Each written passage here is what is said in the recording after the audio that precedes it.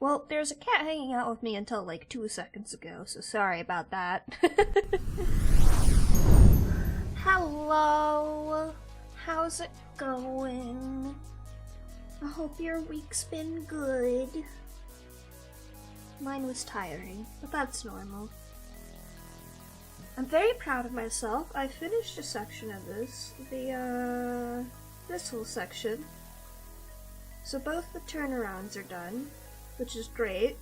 And I'm moving on to a different section of the animatic, because if I work on the transformation sequence for any longer currently, I will start biting people. So I'm trying to figure out where I want to go next. I'm probably gonna go here, because I want to save some of the less difficult things for later, as I lose energy, if that makes sense. And this one's a bit more of a difficult one, just because it's buildings, but I'm gonna keep it relatively simplistic. The main issue is I actually have to make this whole thing smaller, because I need to be able to drag it up. But I also have to leave these other ones the same size as they are now. So I have to put these bad boys in there, and I think I can shrink this. No. No. I've definitely done this before, so I don't know why it's not working now. Were they delicious? I hope they were delicious.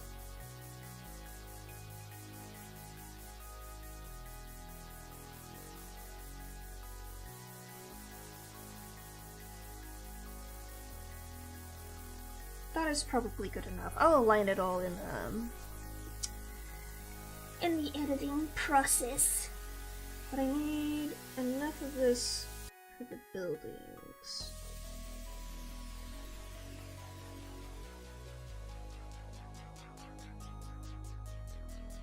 Thank you for not making me draw a cityscape, by the way. I think I would cry if I had to.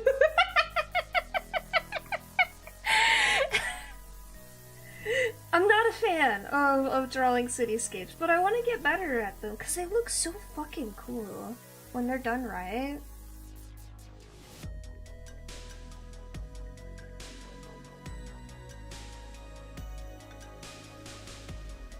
I should look up some cool buildings. Tacoscape, oh no. City building. Show me the tall buildings. Thank you, Google. I just need like random shapes. Why am I using this brush? I don't even know why it's on my hotbar, but every time I remove it from my hotbar, I feel sad and I put it back. Don't ask me why. I guess I'm just emotionally attached to it now. But I couldn't tell you why.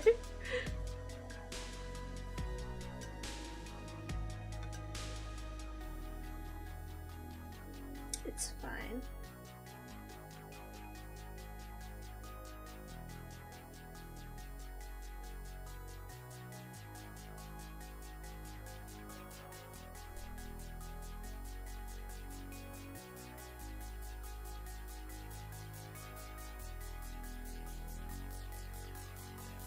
None of these buildings will make sense in a real city, but I do not care. This is just to make a cool picture. Hi.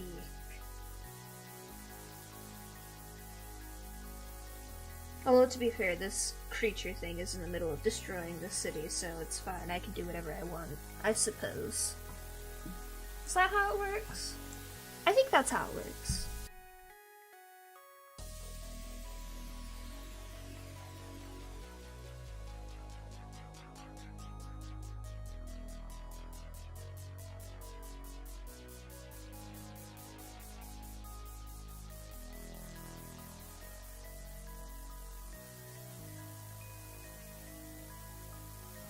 glad I kept my near full animation nonsense to the beginning.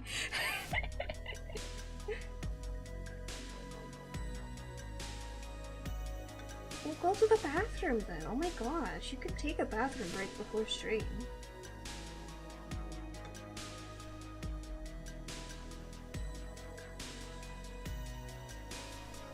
There's no such thing as late here. I've shown up to my own stream like 30 minutes late. It's fine, no one cares.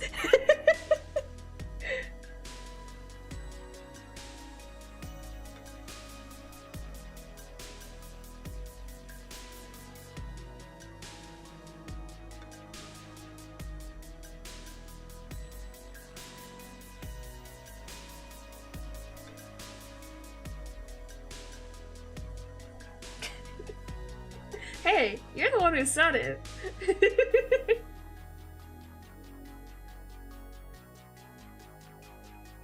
It'll probably be a shorter stream again.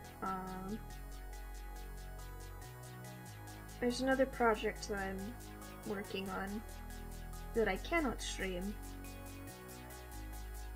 that I'm going mildly insane over, but I've also promised myself that I will make progress on Daishima's commission every day before I'm allowed to work on that project until it's fucking done. Because Daishima has waited long enough.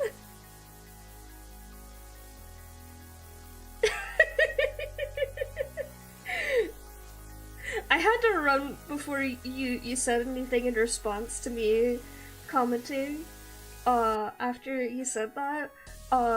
But it's fine. I mean, like, here's my thing. The only important thing with food is that it's tasty. It doesn't have to look perfect.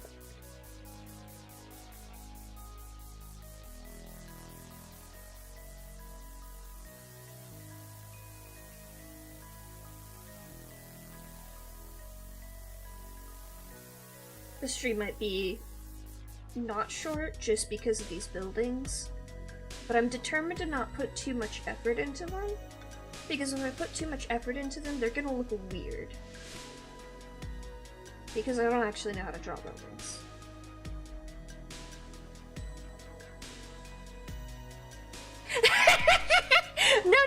No. You know for a fact I would stream for the furry money.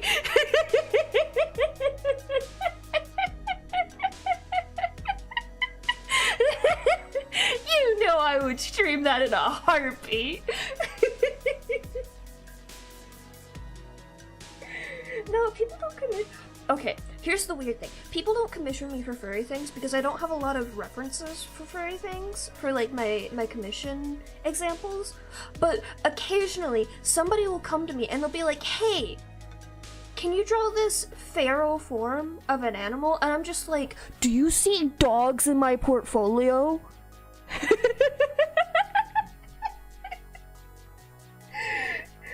It's always a dog! And I'm just like, why are you picking the one animal I struggle with intensely?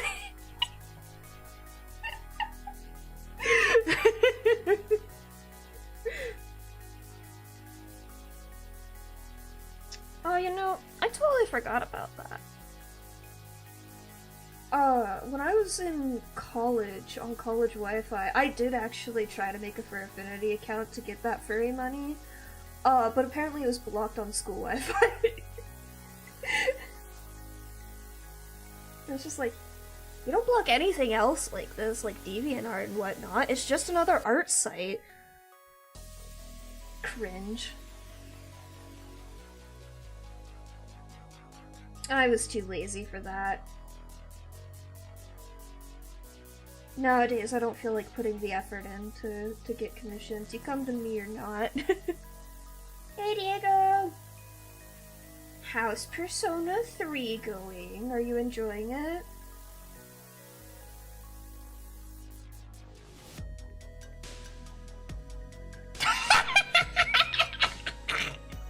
I get whitelisted!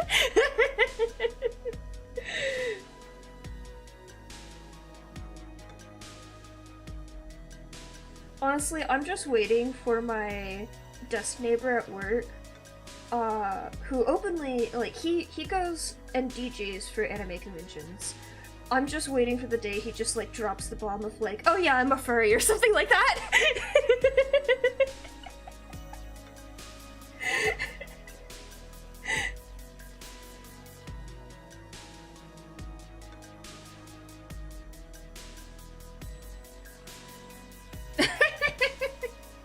See, that's the trick. You fake it till you make it. The muzzle is actually the part that I struggle with too, but also, when I try to draw dogs, they end up looking like cats. I shit you not. I don't know why.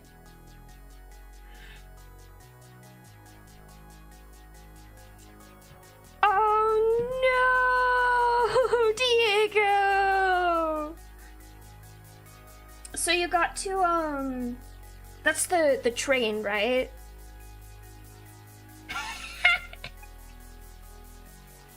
Okay, that would be really funny though.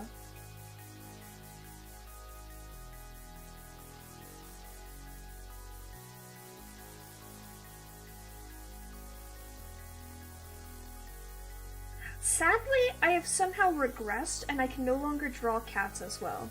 And I don't know why. It's probably because I stopped drawing cats and I started drawing humans, and then I didn't draw cats for years. But it's fine. I don't draw cats that often. See, this is what I mean. This? Garbage. I hate it. Why did I do this to myself?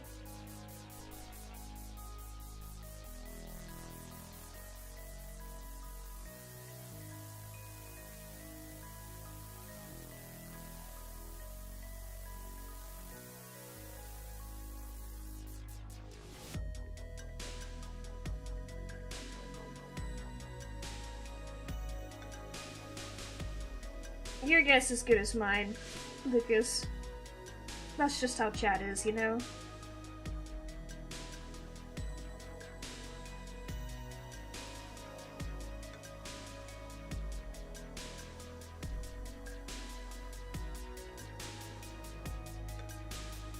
Well, the problem now is, now instead of looking like cats, the body looks like a cat still, and then the face looks like a fox. Or like some other weird creature that doesn't really have a name. They just look wrong now. It makes me sad. I need to do more creature art, not just like normal cats and dogs, but like just like weird creatures. My high fantasy space opera is lacking in weird creatures, and it makes me sad.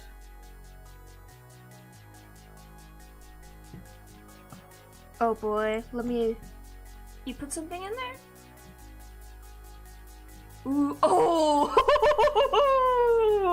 Holy shit, Diego!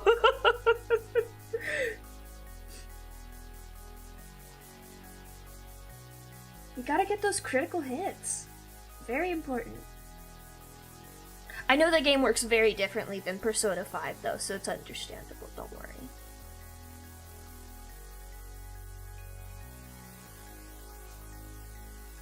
I don't know if the main bosses ever have elemental weaknesses. Their affinities are weird. But if you want to land critical hits, you just have to do physical attacks. And you can do any of the 3 types. Hey Philip! How's it going? And then they'll have a chance to crit. And if you crit, it'll do the same thing as hitting a weakness. It's just harder to do. But on bosses, you kind of just have to.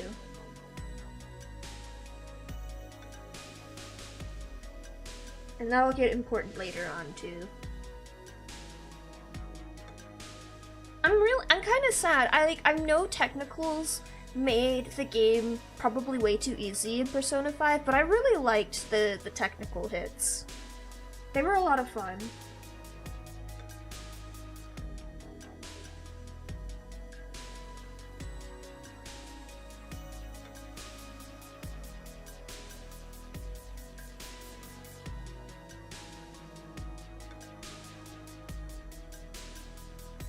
I know if I learned how to use the perspective grid, this would be a lot easier and probably would go a lot faster. But fuck that shit.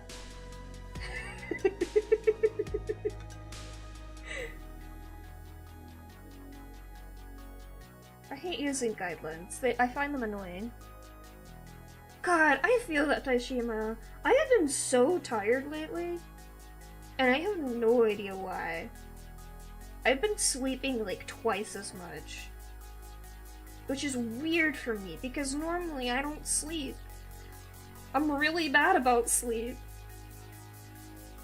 Just use the cityscape brush. No, it's not rebellion. It's literally just doing it poorer. It's just doing it badly, Lucas. Don't follow my example.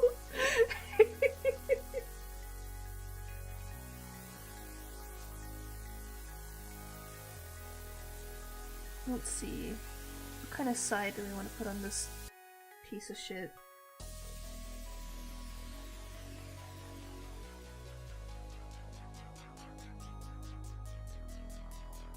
Oh yeah, also, Diego, I don't know if you're using them already, but you should totally invest in stat debuff stuff and buff stuff, cause like you can buff your crit rate, you can buff your damage, you can buff your defense and stuff like that. But you don't want to do it too much. Sometimes you just gotta bonk them.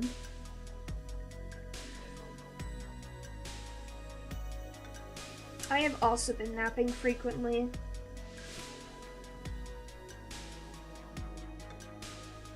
This doesn't feel right. I feel like this would be like right here.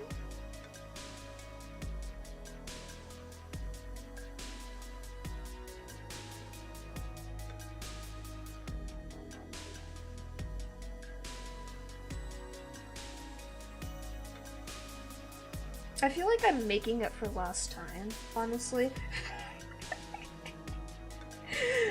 It's so funny, cause like, back when I was younger, I didn't understand why people like changed outfits after school and work and stuff, or like took naps or whatever differences in their schedule they had to mine. I was just like, why would you do that? That's weird. I'm the normal one here, right? And nowadays, I do all of the things I would have considered weird then, and I enjoy it immensely.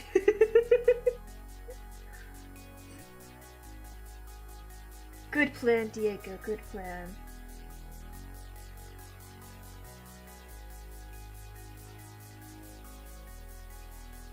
Honestly, I just blame capitalism at this point, Lucas.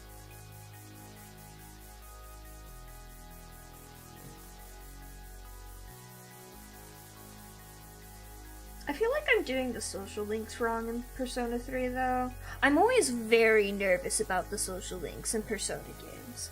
Like, I don't know what the hell I'm doing. I'm not that great at time management. It'll appear like I am because I always arrive on time, but believe me, I'm not. I really am not.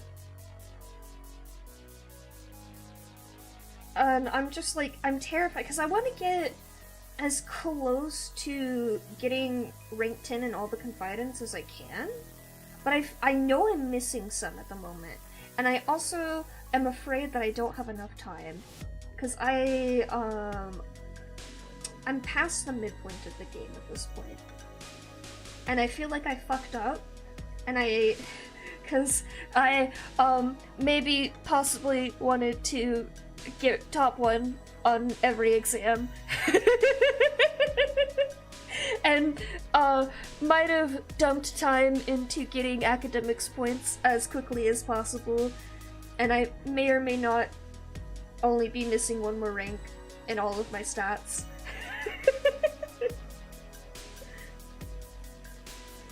But in my defense, there's confidants that require rank 6.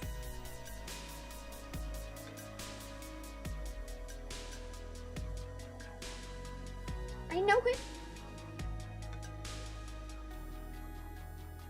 Oh, that's wild. I'm not gonna date anyone. I don't think. I'm not that attached. That's okay, though.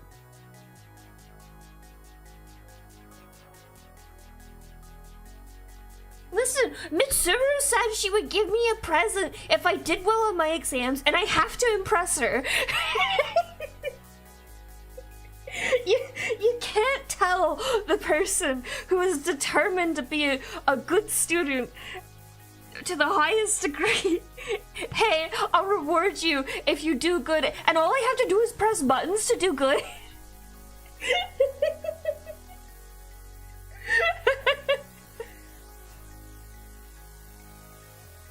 I'm also really nervous because apparently there's a mechanic where you can hurt your bonds in Persona 3. I don't know how it works other than like if you ignore them. And I'm terrified of doing that too. Hey Daishima, die. How dare you? In front of my stream chat? Fuck you. I can't believe you would do this to me.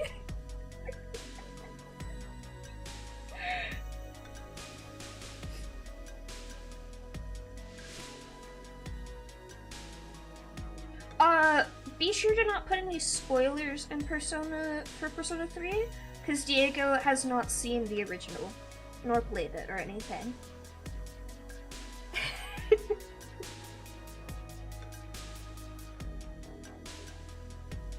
and he is not far at the moment. He is at boss 1. Honestly, not even just Diego, like, in general, Persona 3 is an old game, so not everyone is familiar with the whole story. Always good to be safe and sorry.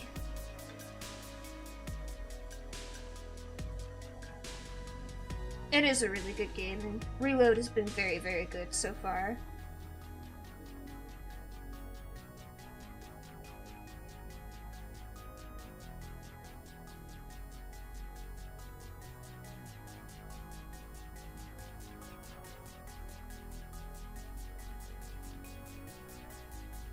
Persona 5 Strikers was the last one?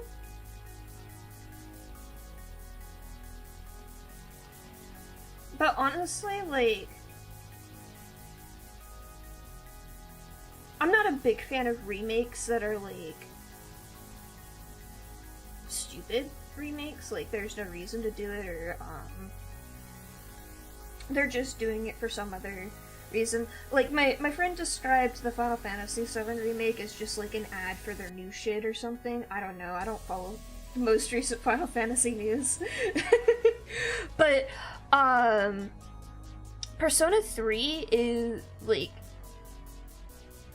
it was a good job that they did a remake for that. Like, that was a very good pick, and they did an incredible job. Like, it's not just they one-to-one remade the game, although it is in a lot of degrees, but the visual update for it, the rebalancing of certain things, not a lot of the combat was rebalanced because it didn't need to be, but the adding of theurgies and making it to where, as the male protagonist, you can see a little bit into the female protagonist's social links. A lot of that stuff was, like, really nice additions. I'm not all the way through the game, and I haven't seen the ending of the original Persona 3 games, but my friend who's, like, Persona 3 is his favorite of the series, like, is beyond impressed with it, so I would say it's a good remake.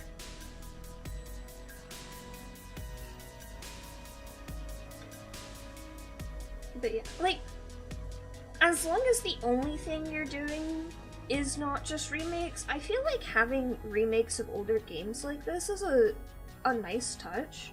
Cause, like, I tried to watch Persona 3 Let's Plays, but I had trouble just because, like, I don't know, my brain has, like, a really bad uncanny valley with certain older game graphics that I can't watch or play them. So being able to see it with updated graphics is really nice, because now I can actually play the game. And I can enjoy the story, and it is a very good story in general.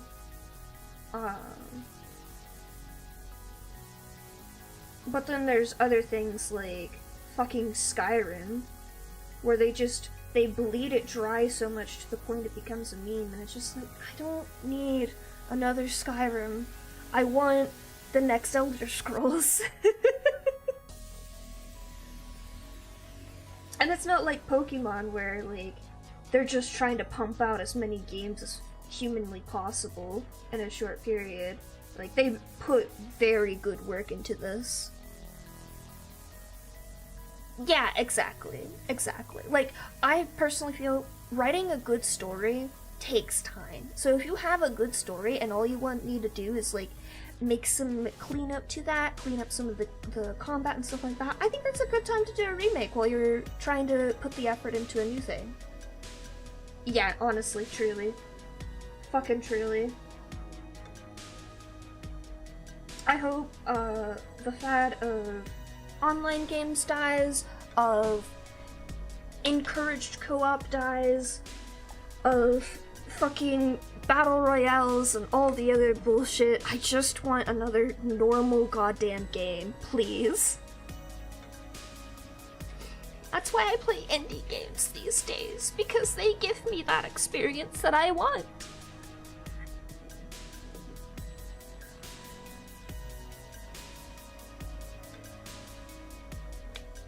No! I forgot to say no gotcha! No microtransactions! I have to let my pin charge for a little bit because of the pop-up. But yeah, I just, God, honestly, now that they've given us Persona 3, I'm just like, okay, make Persona 6, and then come back and make Persona 2 again, please, because I want to see what those are like now. You've given me a taste of what you can do with a remake? Persona creators, please continue with that, because you're actually good at it.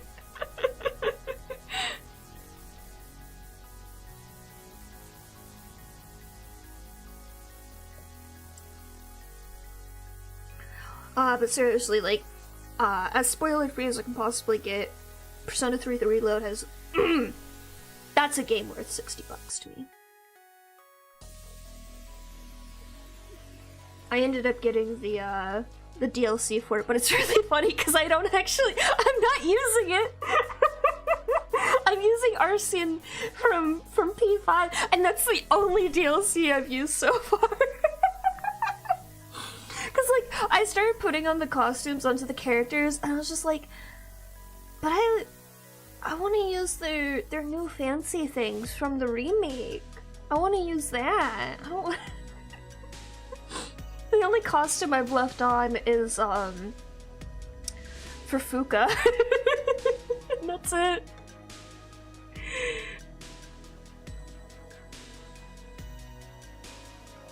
Holy hell, my guy. That was the Aegis edition, you said? Oh my god, I've never got to the point of meeting Aegis beforehand. And I've gotten to that point now in the game, and I love her so much. She's adorable. She's amazing. I want her. She's staying in my party forever. I had to completely redo my party dynamic just so I could keep her there. Okay, I've lost the cap to my pin. Because I'm very good at this. And desk organization. There it is.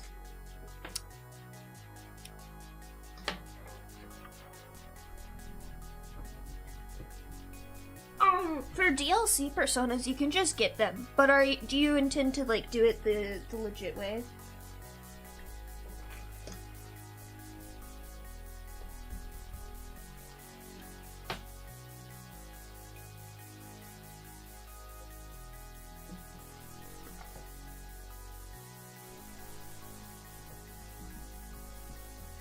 I got so used to just paying for personas in P5 Royal. I keep trying to just pay for a persona, and then she gets mad at me. She's like, "You can't have that yet." They've learned.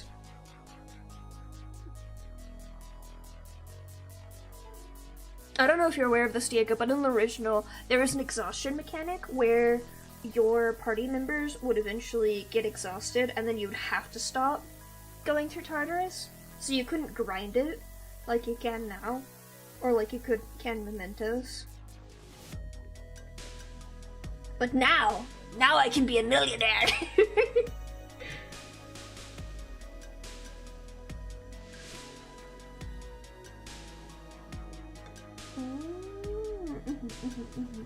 No, that makes sense. You're being legit.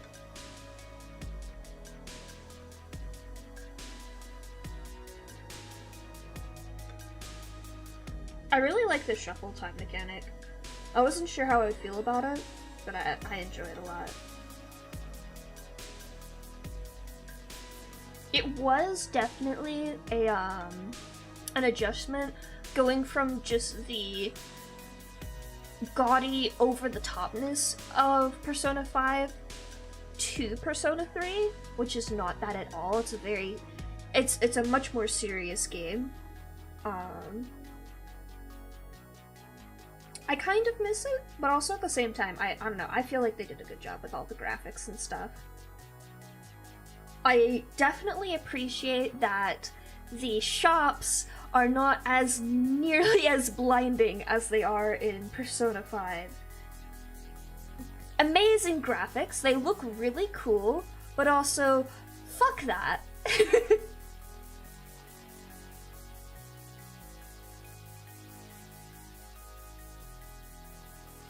It is very funny every time I run into a voice that is like someone who also voiced a character in Persona 5. I'm just like, you're Kawakami!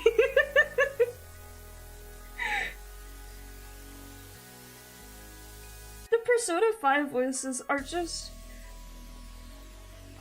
It's not unique, but it's like, they're so distinct. The moment I hear them, I'm just like, you! I know you! Yeah, the illness thing. That's what it was. It was very bad. And apparently, like, tarot cards, or not tarot cards, but, social links could get, like, reversed or something, or just broken or something. I don't know. I don't understand the explanations I read, because no one explains things. I am a simple idiot, and I need things spelled out very, very carefully, or I will not understand.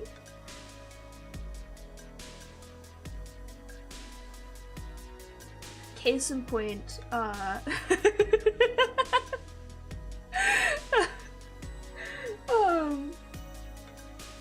was in my music lesson this week, and my instructor was trying to explain something to me, and I straight up fucking blue screen, and I was just like, I don't understand. I actually have homework this week for music lessons, because I have to practice.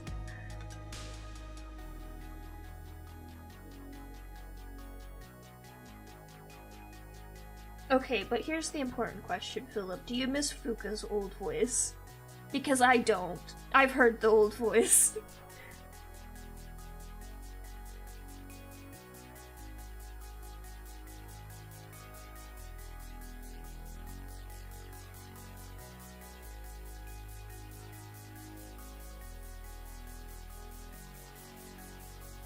Truly.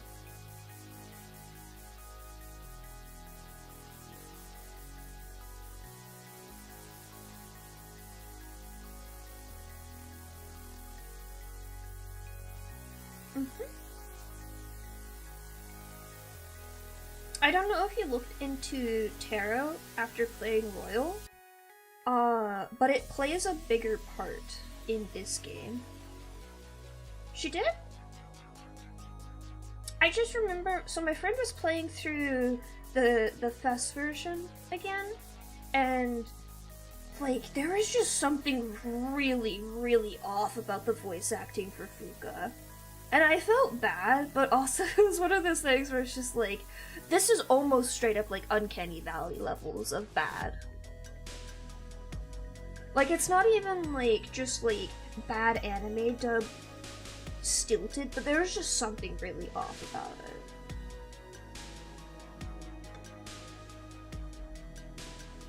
Please do, Diego, and keep me updated. It's always really exciting to find someone who's like interested in a game that you really enjoy, and hearing them like go full detective mode on something.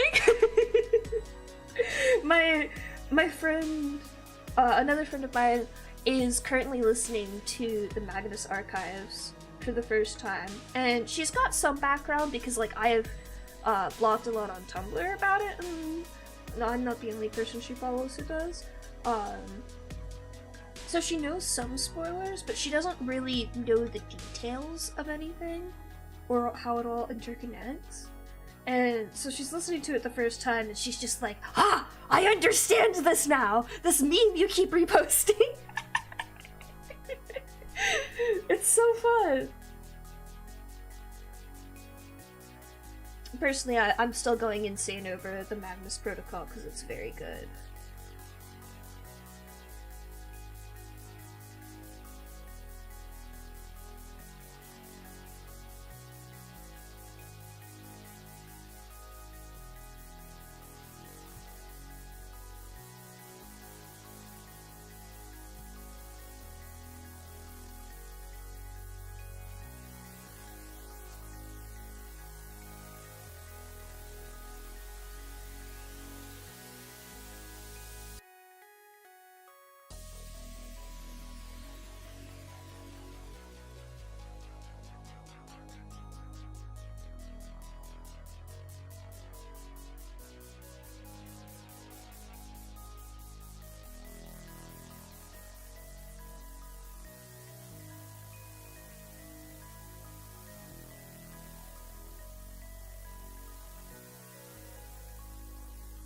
Oh, bye Diego.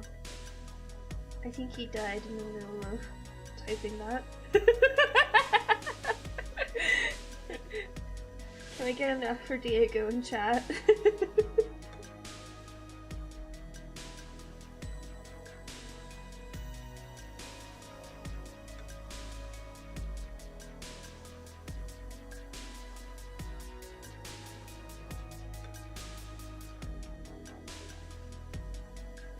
Oh, I was specifically talking about for Persona 3. They use the tarot as a symbolism for a lot of things. For one, I don't know how familiar you are with Persona games, but,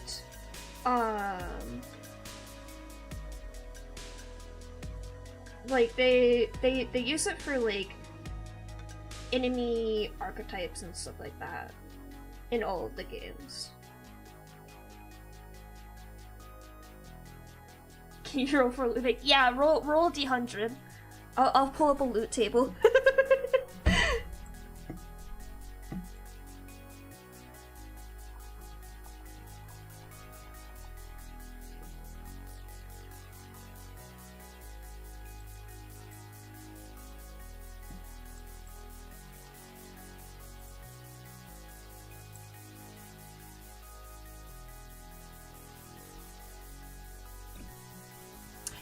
Honestly, Pokemon types is a good comparison, but it should be noted that resistances and stuff like that work differently.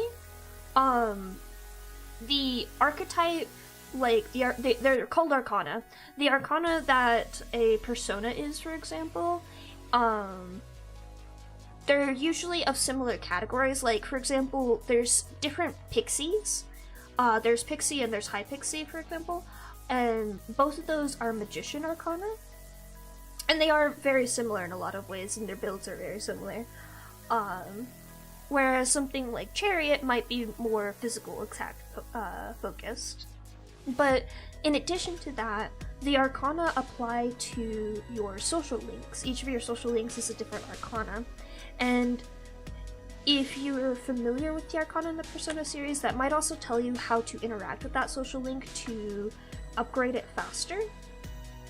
For example, let's think. The Fortune social link is typically somebody who is in a bad place, down on their luck for some reason or another, and you have to help get them out of that. For example, Chihio in Persona 5 is being scammed by an MLM, essentially, and you have to explain to her, hey, you're being scammed, and she's like, yeah, I know, but I can't get out because I owe them so much at this point, and you essentially help her with that. Or, for example, Kawakami's Temperance Arcana, she's in a situation, I don't remember the Temperance one actually that well, but they really, like, they're personality archetypes in the Persona games, typically. So if you know how one Chariot Persona Social Link goes, you'll be able to do a lot better at the next Chariot one.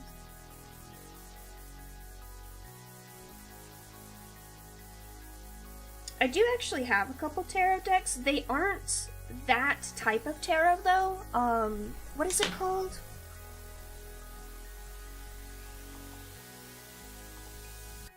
The most common one is the Rider-Waite tarot deck, and that's the one that has the Arcana in it. Mine is a variation on a different one. Let me grab it real quick.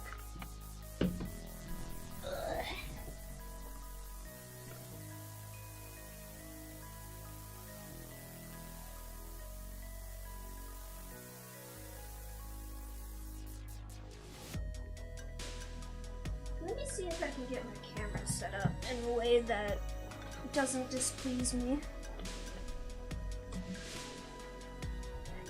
Oh,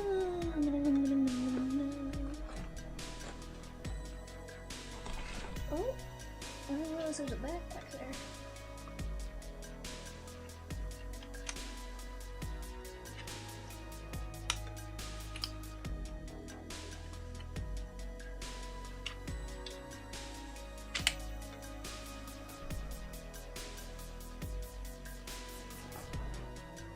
Okay, no, that does not go long enough.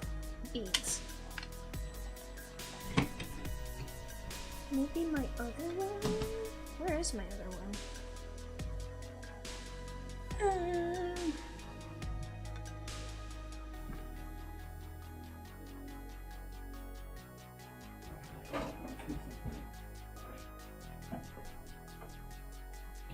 Hi, you big baby.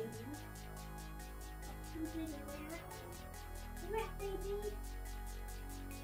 Are you a good girl? Are you a cutie patootie? That wonderful little girl? Yeah. Yes, you are. You know I know it's my name. I've lost it. I've lost my mind, Marjorie. I don't know where I can't go now. Oh, here we go. It's a short cable too.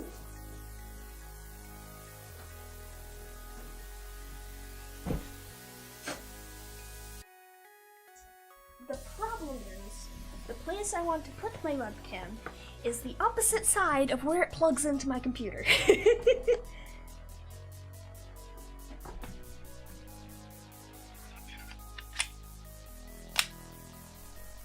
Maybe I can pull this off still though.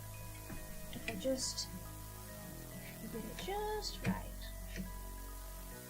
Let me...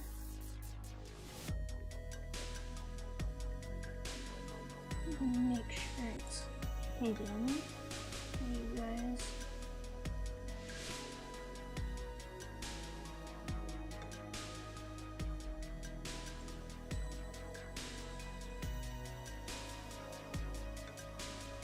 Okay, cool.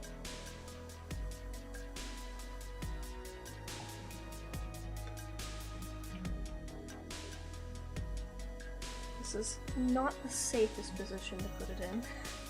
I'll be honest. I don't have a proper, like, stand to attach it to. Other than just putting it on my monitor as per normal. Sorry, here, let me swap to just chatting. Should be fine. Okay. Why are you doing this? Oh, what's on there? There we go. Just chatting.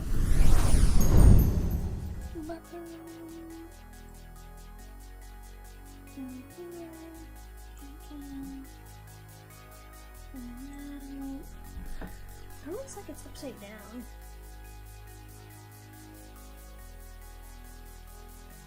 Oh, not really. Okay. What if I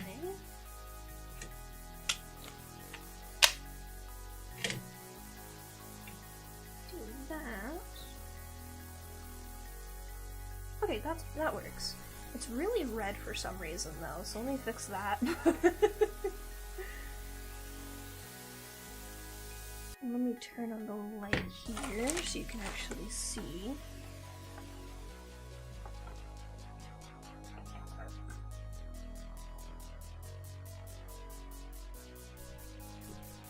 Why is it so red?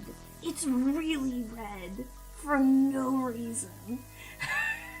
I don't know why.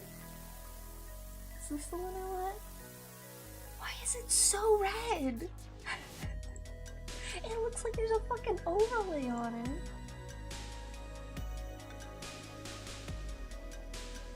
Oh my god, is it the color intensity?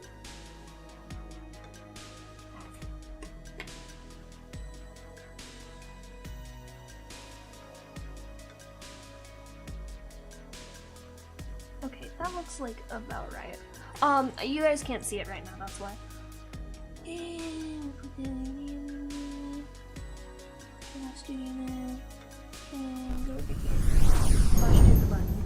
Be smart about this. Where's the button? Oh, it's in front of me. Hang on. Put it in there. There we go.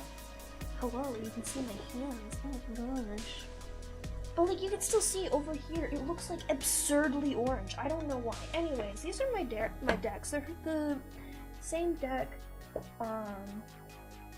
They're a variation on the lineart something or other. It explains it in here. They're very pretty though. Yeah, the Lenormand deck, which is a different kind of tarot. Instead of Arcana, they just have different cards with different meanings. There's no minor and major Arcana. It's not a deck like that. There are how many cards in here? I think there's 73 or something. Maybe less. Maybe 50.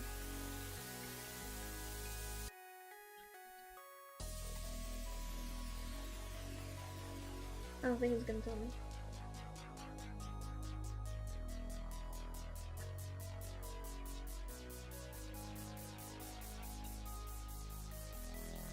Half of this is in French.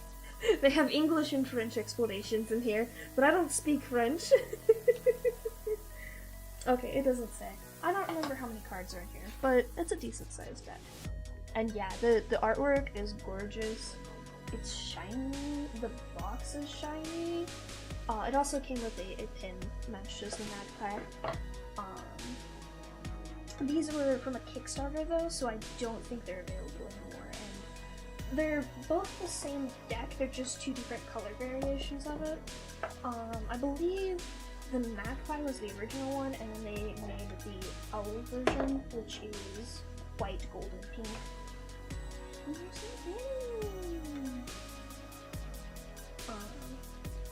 but yeah, this is a variation on the Lenormand. They took out some gender-related things, and they replaced the cross card with the albatross. I think, yeah, the caterpillar, the chrysalid, and the butterfly replace the child, the man, and the woman, and then the cat replaces the stork to oppose the dog card.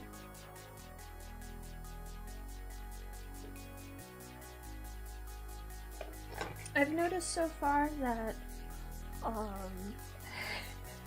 of the two decks, this one likes to give me really ominous messages, like absurdly ominous messages.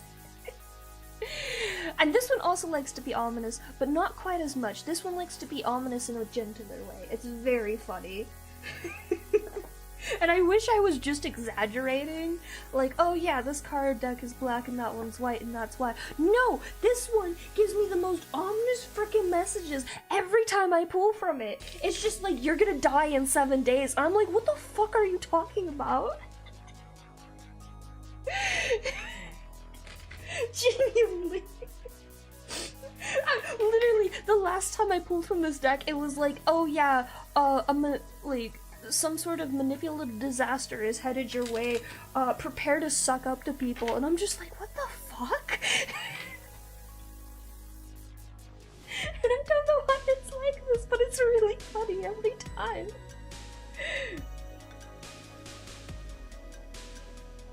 It was like, which cards was it? One of them was the dog, because that was the one that I was like, it's telling me to suck up to someone, I just don't know who. And I think one of them might have been the fox, but I don't remember the third card. But I was just like, hello? Hello? Calm yourself? That is unnecessary amounts of drama, holy shit.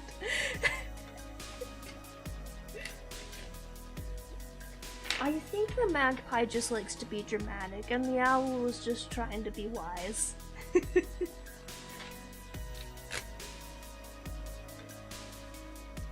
I don't remember all the card meanings, so I will have to look them up in the little booklet that they kindly included with it. But let's see.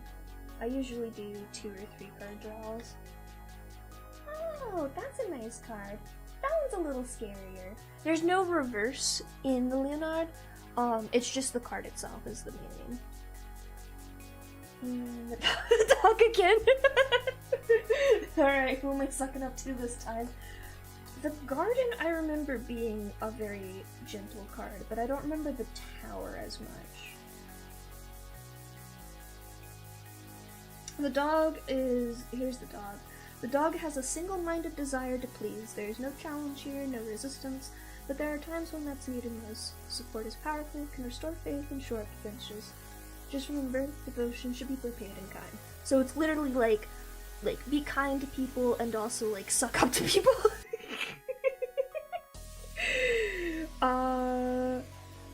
Great. Thank you for the ominousness. Case in point, the tower. The tower cuts through the wholeness of the sky, foreboding but distant. Inside there is safety but isolation. Its elevation can offer a big picture view, however the details are difficult to see from on high. From its window, the horizon is further but so solid ground. I think that's supposed to be so is solid ground. But yeah, the short thing for it is an impermeable distance, a difference in perspectives, a lofty loneliness. And oh, here's the garden. The garden is a courteous hand, a lowly path, and air conversation. There is something in the air of the garden. It is a wide space filled with a light and cool shade. Rules are in place to prevent small things from being trampled and to keep the path clear. Everyone works together to maintain beauty, so it should welcome everyone. We give concessions to let the community grow. This is ominous in a weirder way, actually, you know? Sorry, I think I spit it. This card draw is meant to be red 1, 2, 3. The order doesn't matter quite so much, I think, as when you're doing a red or white reading, but I'm not as familiar with those. I'm still really learning. But interesting. I don't want to talk about why this is... it's less ominous than it appeared at first, but it is surprisingly apt for the timing of it. I don't know how much stock I put into tarot in any way, shape, or form predicting the future or anything like that, but at least with my experiences with it, I feel like it often is like a nice guiding hand of like making you think about what's happening in your life in that moment. Like your brain can't always comprehend the number of things going on, the loudness of the world, especially these days with how social media and news being broadcasted 24/7. It's just so much. And while I can't really say I believe in anything like being able to predict the future or stuff like dowsing or anything like that, I can say it is nice to have some sort of like kind of semi-randomized perspective of looking at something that you have to interpret it. And when you interpret it, it makes you think about the things that's going on with you and think about what's happening to you that's important right in this moment. And even if it doesn't help you solve any problems you have going on, it does help you kind of like reorient your perspective on it. And I feel like that can be a useful thing.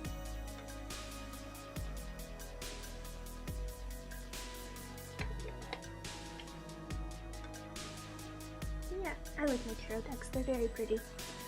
And as per usual, the magpie was ominous. It just likes to be like that. I don't know why. It's its favorite thing to do.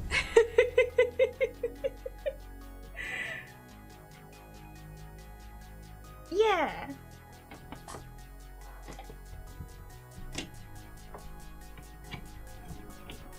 I will say, I do, in a strange way, believe in, like, little magic.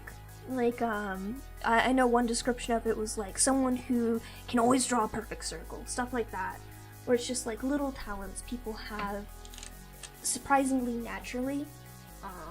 I definitely believe in that sort of nonsense. I think mine is being cursed with, my technology curse. Alright, there we go. Come on, knock knock. Wakey wakey. We're awake now, come on. Hello? Hello, you piece of shit. Wake up.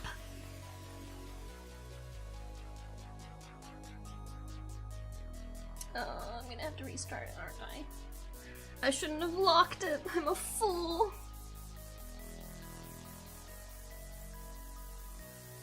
You might have a vitamin deficiency, honestly. That was my problem at one point in time. Oopsie. Just saying, make sure your vitamin D levels are higher.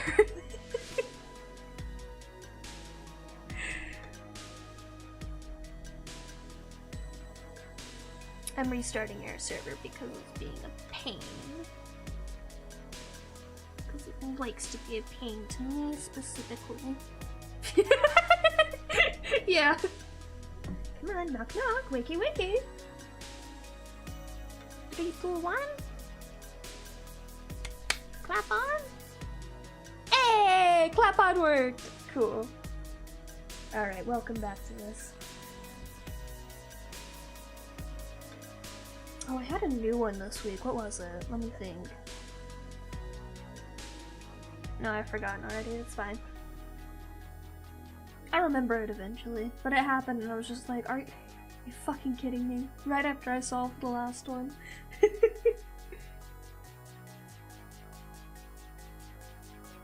Oh, okay, this was not my fault. Okay, it's not my curse this time, but I am having a new problem with technology. So my note-taking app, I use Obsidian,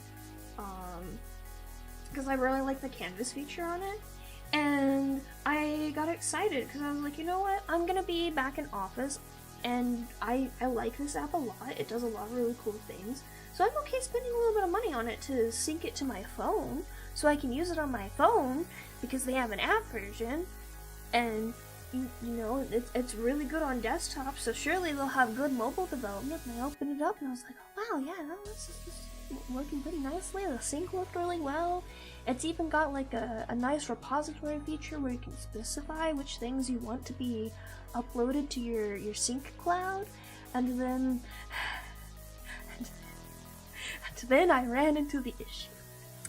I think I might bite someone on this one, because you know on mobile, when you tap on a text field that you can fill out, and it zooms in so you can, you know, read what you're typing. It's a useful feature on a lot of phones. And especially if you're on a mobile website and they don't have a proper mobile website, they just have the desktop version on mobile. So it's really helpful for those, right?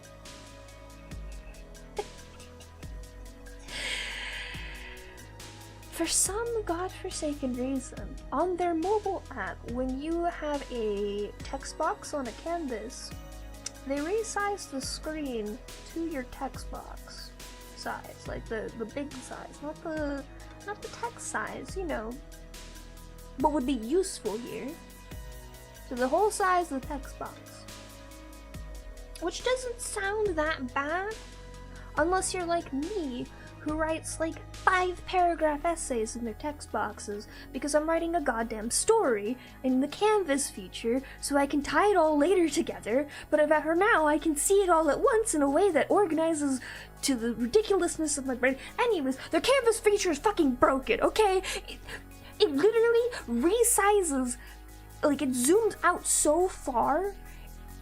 It goes to the point where it hides the text so it doesn't have to load so much on the screen. It hides the text and then it closes the keyboard and I literally cannot type in my Canvas. And it's pissing me off and I don't know who to yell at.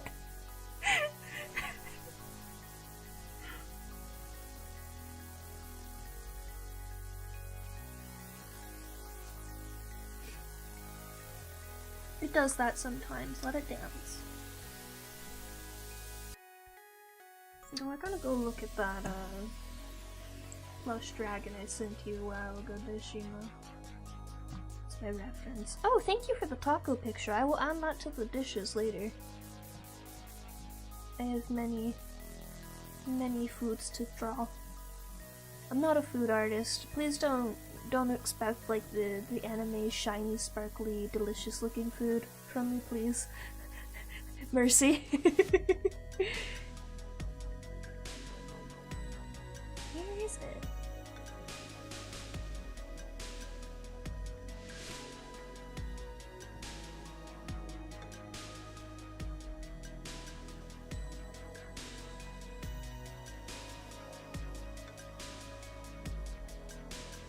You sent me so many fucking food pictures, Dashima. I've scrolled past like 10. Okay, here we go. I did like a cool fur texture, so I want to do it again.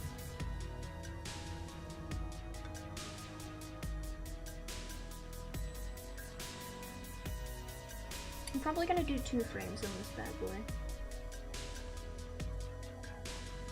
We'll see how I feel after the first one.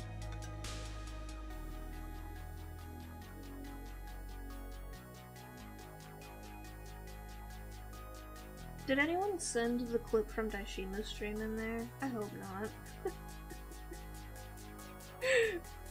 I'm still embarrassed. Per my outburst earlier.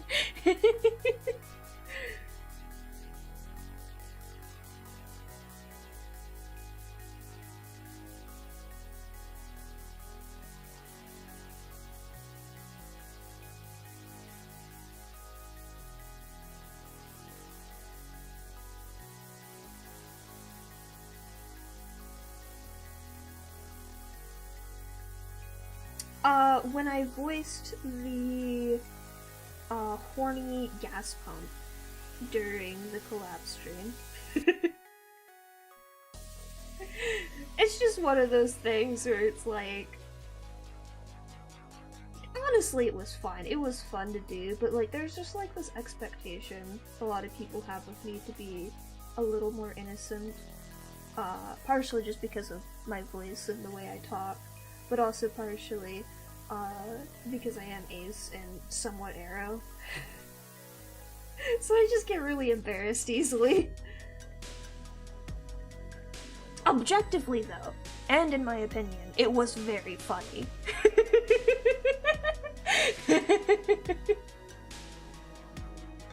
The meow. Oh no! I thought you were there for that part. I'm never never embarrassed in Nya. I Nya all the time. I specifically go into my friends' streams when they have like open collab days and Nya at them and do Lu voices just to mess with them.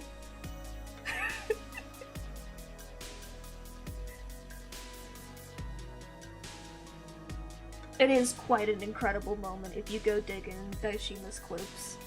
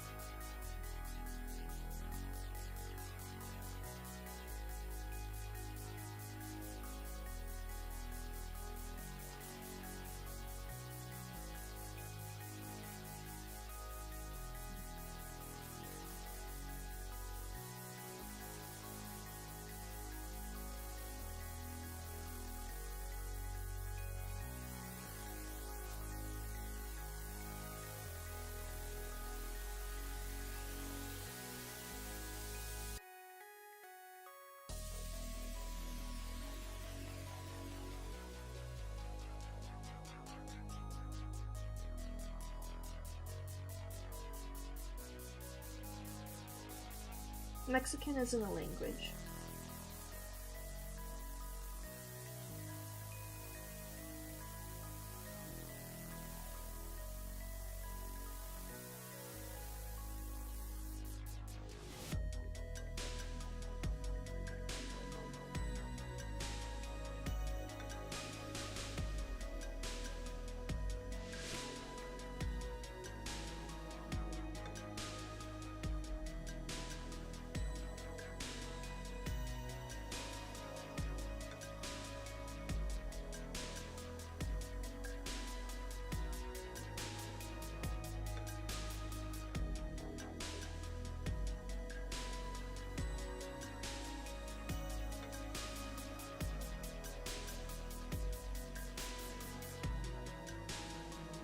I mean, I suppose there's probably a Mexican dialect of Spanish.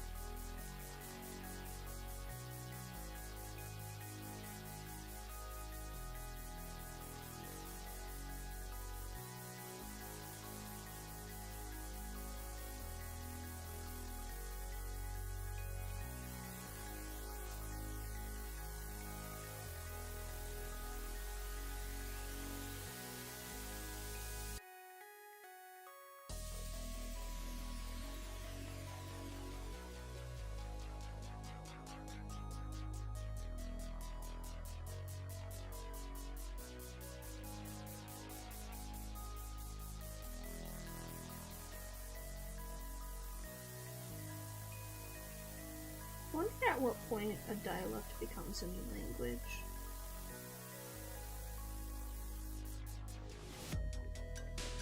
Or if there is one, if it just continues to become more and more deranged of a dialect.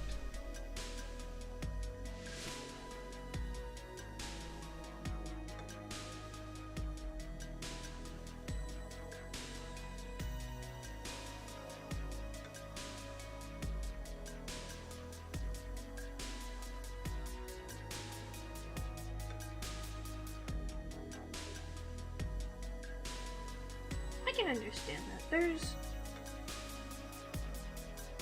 certain jokes that sometimes when I hear them, it's hard to judge where they're coming from, if that makes sense.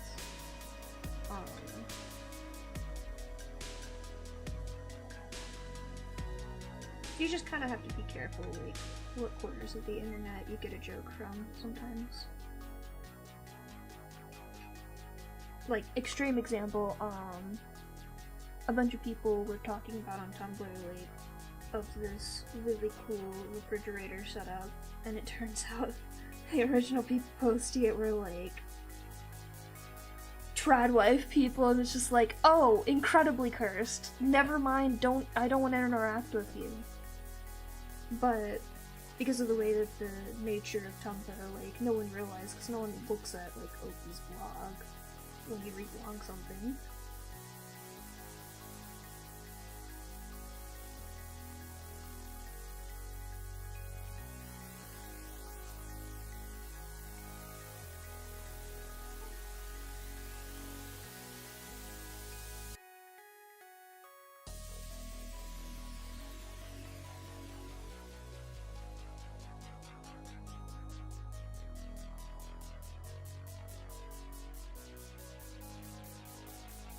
Yeah. And I'm mad because it was a cool fucking refrigerator. Like, fuck whatever Kool-Aid they were on. I want that refrigerator. But yeah, somebody noticed a dog whistle in the original post, because it was something like, this is what they took from us, was the caption. And, like, of course, when you're on Tumblr, you assume they is just, like, capitalism and businesses cutting corners when it's not a post like that. But then you start digging and you're like, oh, you don't like Jewish people. And you're, like, incredibly bigoted.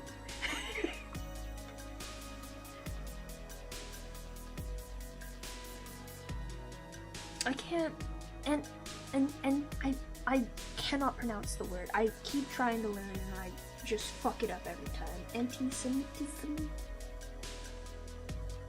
But yeah, no, it was fucking wild, cause like everyone was reblogging because they were like, yeah, that's a cool fucking fridge, I want one.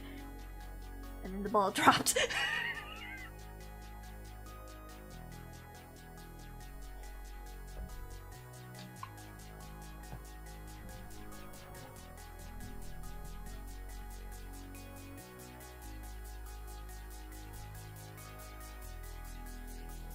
I want to do like streamers. Seriously, oh my god. I don't like call-out post culture because, like, first off, you just read the most insane fucking shit that happens. And you're just like, I can't tell. Is this real? Because if this is real, that's fucking insane. What on earth? People are like this? And if it's not real, why the fuck would you write that and make that up? And third off, this doesn't sound like something that needs to be called out half the time. You're just cranky because they disagreed with you on some stupid opinion. Or it's some purity culture bullshit, or just something like that. It's always something like that. It's either the most insane thing you've ever read, or it's some purity culture nonsense.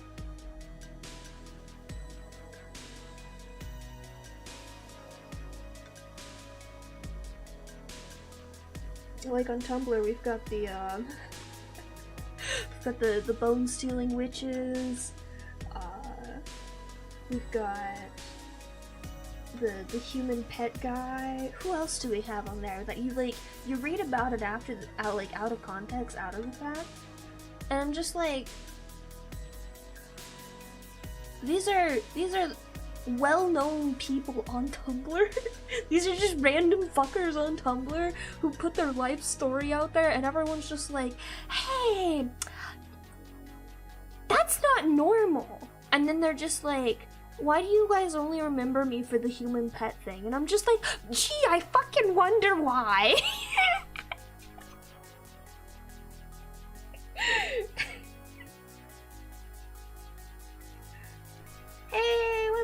It's nice to see ya. How's it going?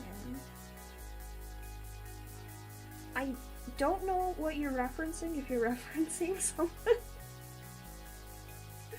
Anyways, yeah, I genuinely don't get it either. Like, sometimes I hear somebody, like, laughing at a joke, and I'm just like, huh? Huh? What the fuck?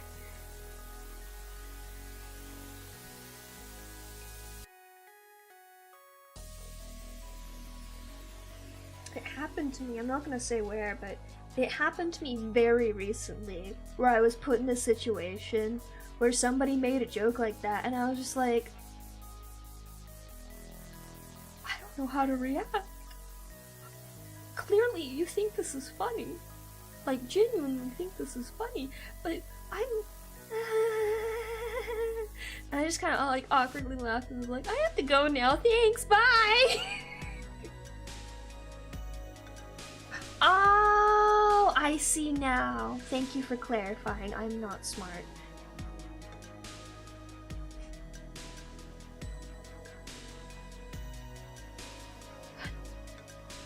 I wanted to.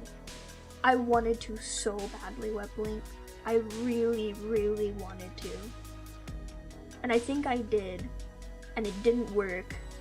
And it was in a situation where, like, it was not a person I could, like, push harder on the subject with. It was not a situation I could do it in. Literally all I could do was laugh awkwardly and walk away.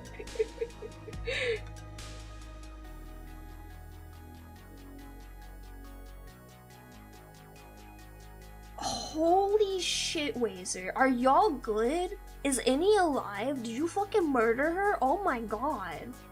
Why would you... Maybe we need to force her to take a break this week.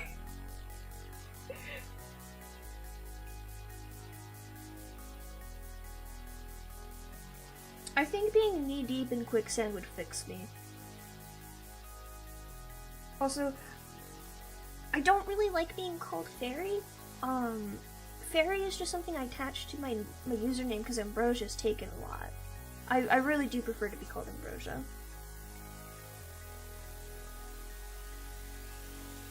Oh god, I'm having fucking war flashbacks just from that statement alone, Wazer.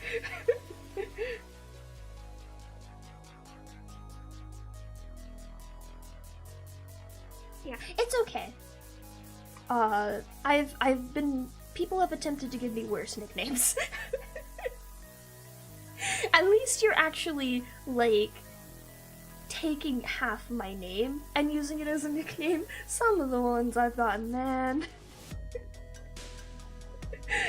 When I decided to change my real name to Merlin, my sister was like, "Can I call you Lynn?" And I'm like, "No. Don't call me Linny either, because I know that's gonna be the next thing out of your mouth."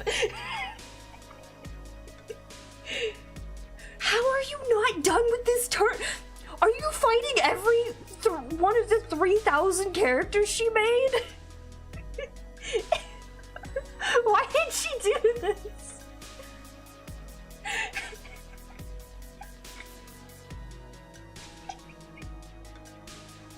9 more fights. Great. That's half a session, right? That's not gonna be a full. They're gonna be fast, right?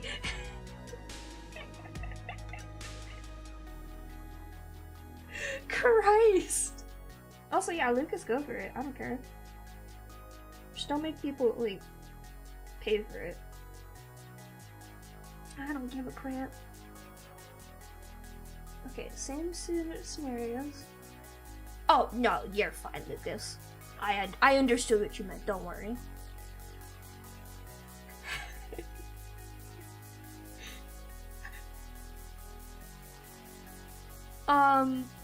Quicksand, because I could use the cool stick. Also, I know my phone number, so I could totally call my own phone. Somebody would find it, right? Yeah, oh my gosh, that's so much. Innie is very powerful and very scary. I keep telling myself I'm not as powerful as y'all who are in multiple campaigns every week. But I'm so tempted to try to find another campaign to join.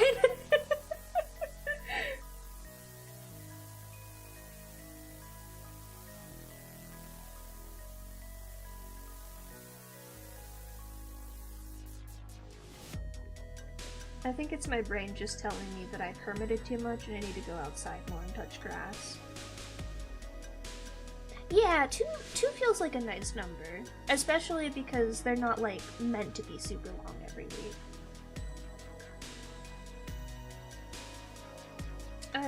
Most of my days are free at the moment, other than my stream days, D&D, and, my lesson, but that doesn't take too long to do music lessons every week. They're very fun.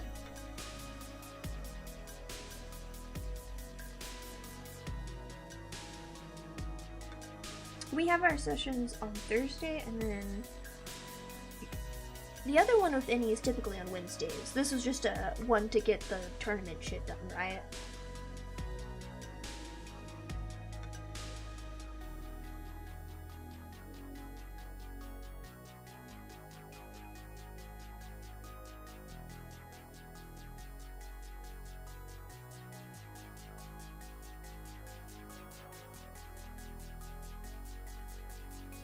Yeah.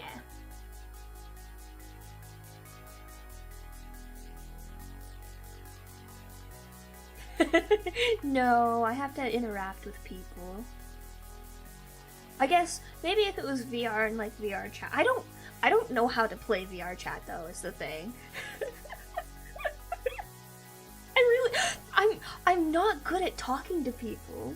I'm like just going up to random people, and I swear every random person I've met in VR chat has like immediately like turned around and ran away.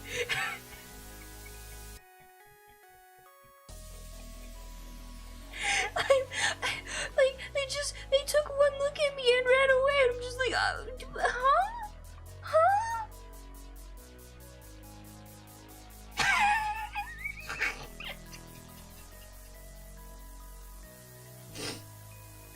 Okay, but that would really be funny to do.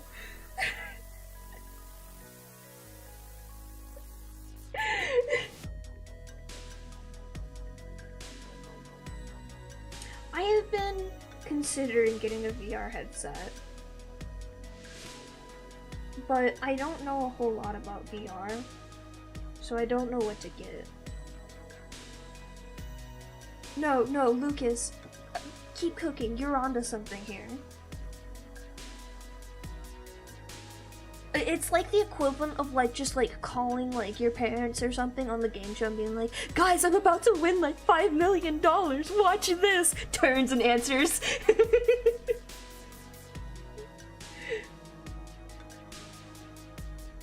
Yeah, autism gives me a negative one to my charisma, unfortunately. I really am like the awkward person who just like gives you the resting bitch face death stare in the corner, but like I'm having a great time. I'm very pleased to be here.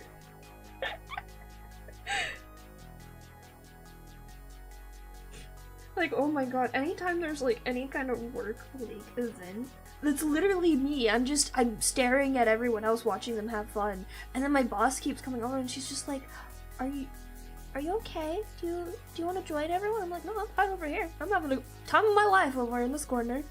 Also, y'all are loud.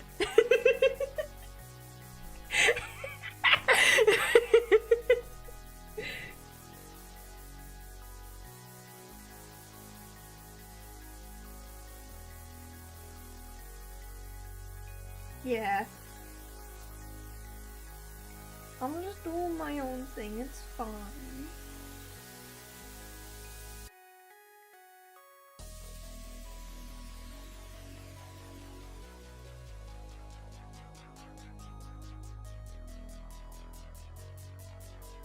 Yeah, no, I'll literally just have my fidget cube with me.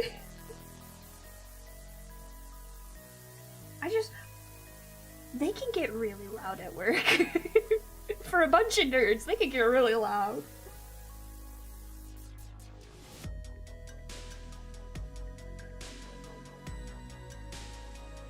They're actually not all nerds. A lot of them are preps disguised as nerds, and it's really scary.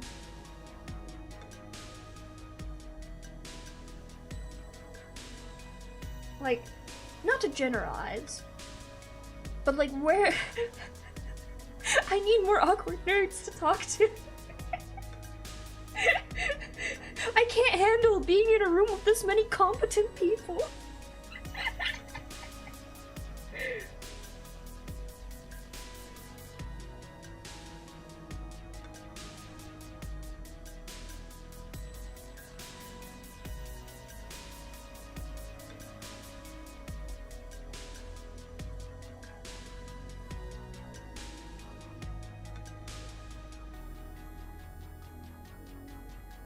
It's very silly, but it's fun. I felt bad though. There was something recently, but I couldn't go to it. I couldn't go to the last couple because my ride to work wasn't fixed until it was like closer to return to office time for one. But also more recently, there was something this week, and I could not go because on Monday I fell really badly on my way to work, and I'm fine, I didn't twist my ankle or break anything or anything like that. It was just a really nasty bruise, but it was one of the ones where I was like limping for 2 days. So the days this week after that I would normally go into office, I was like, nah man, boss, can I stay home? I can still work, I just can't walk right, and I'm gonna injure myself again if I try to go into work. She's like, oh my god, stay home, you fucking idiot. I didn't break my ass!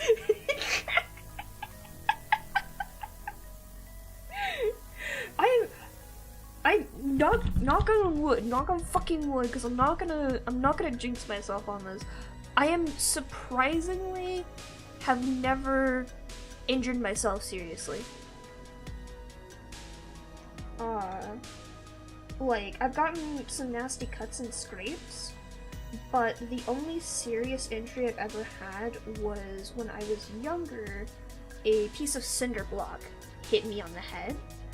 But I've never broken a bone, I've never, like, torn a muscle or anything like that. And I've been in a couple crashes and I didn't get any injuries from those except for some scrapes. But, my one call to fame has been getting bonked by a piece of concrete. About fist-sized piece of concrete directly on my head. Which, the fact that didn't, like, leave a crack in my skull or anything is genuinely a surprise. Just don't describe the injury itself too gruesomely, just, like, state what it is. Otherwise, go for it, Lucas.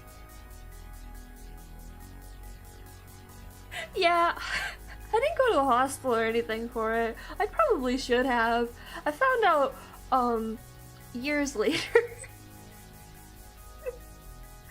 So, it obviously healed up just fine and stuff like that, but, like, I had, like, a persistent itch on the top of my head for ages. Couldn't figure out why, and it eventually frustrated my dad so much, he was just like, get over here, I'm gonna look at your head and see if, like, you've got dandruff or something. And then he looked at my head and he was just like, what the?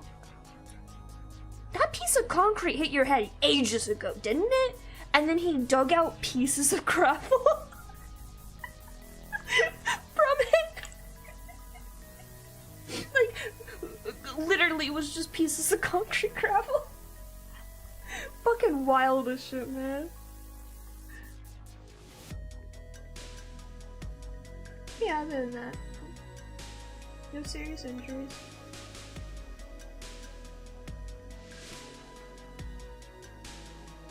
I've also never personally broken a phone. My sister's broken my phone on accident. Concrete head. See, this is why people can't hurt me, because they can't come up with funny insults like concrete head. That would have been incredible. That would have crushed me when I was a child. Now I think it's funny, but no, instead they said stupid things like, why don't you have eyebrows? Oh, if we're talking about almost injuries, my sister and I were oh, I forgot about the other one! The other time I got injured. Wasn't serious again, but my friend and I were being stupid during like a PE period, and we didn't want to like run around with the other kids because they're like, you can either play some weird fucking version of baseball with a dodgeball, or you can run around laps. But you have to be outside in the burning fucking summer heat. And I was just like, I don't want to be here. And I had a sketchbook or some kind of notebook with me, and my friend and I, for some godforsaken reason, decided to play Ninja. Which, the entire game was how many sheets of paper you could break by, like, karate chopping it. And it got to a point where we couldn't karate chop it, so we're like, what happens if we add a pencil to the mix?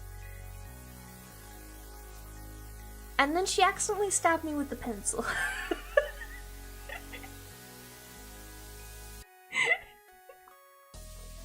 And I was trying to hide it from the teacher. Like, we went up to the teacher, we're like, ma'am, can we go inside to the bathroom real quick? And she's like, no! And I'm like, okay, I'm just gonna cover this up and make sure no infections get into this gaping hole in my arm. And to this day, I still have a scar from that one. My tattoo is on top of it, so it's a little bit harder to notice these days, but it was like a grayish patch for the longest time. I think it's still there. I just can't see it in this light. Yeah, there it is.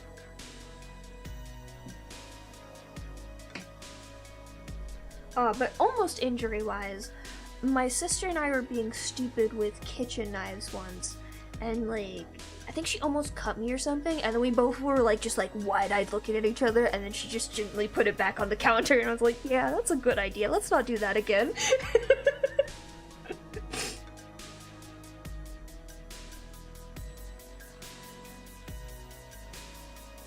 Possibly the stupidest thing we've ever done, but it depends on how dangerous you feel bottle rockets are. No, tell me more!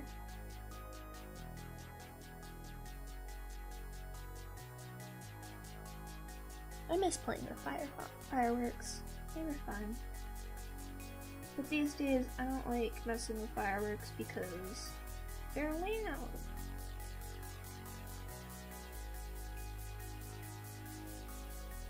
I want to find quieter ones. I also couldn't play with them for a while because in one of the places I previously lived, they were banned. I don't think they're banned here though, so I think I could get some fireworks this year if I wanted to.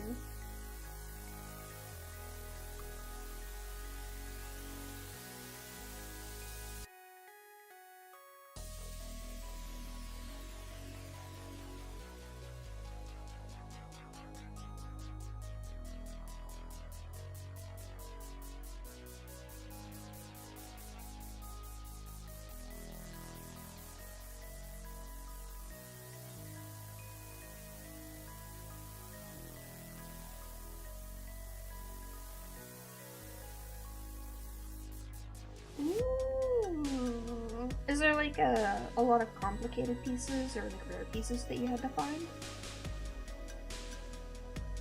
What was the most expensive piece? Or are you like commissioning someone to do like a 3D print or something?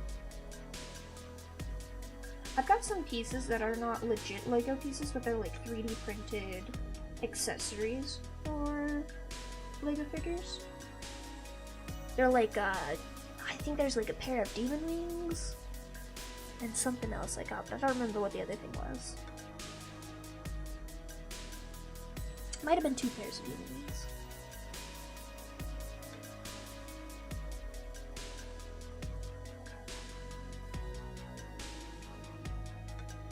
Ooh, yeah. Yeah. I want to do more stuff with Legos, but they're so expensive. My plan right now is to get, like, a few more, like, big kits for, like, random pieces to, like, kind of get my brain thinking, and then, like, put some money aside and just get a fuck ton of just plain bricks. Because that's what I really need, is a bunch of plain bricks right now. I've got a couple base plates and stuff like that. I also need to move, I've got Ariel's, like, underwater castle thingy. I need to put that on a shelf somewhere before my cats break it. Marjorie will steal Legos. She's a little shit.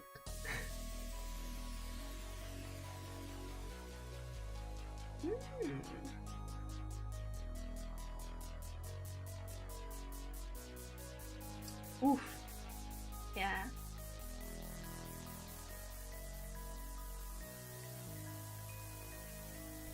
I feel like Bricklink is like hit or miss sometimes with certain bricks, especially the harder ones to get.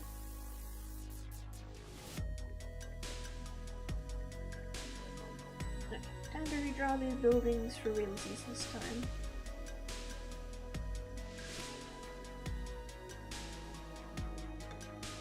I need to get a lot of vegetation bricks,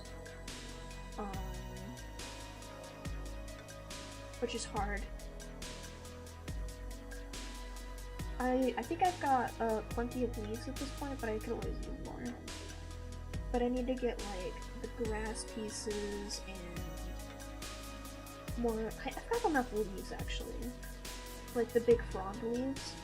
The little leaves I could always use more of. What was the other one? Like seaweed and coral pieces. I need more of those. Oh no.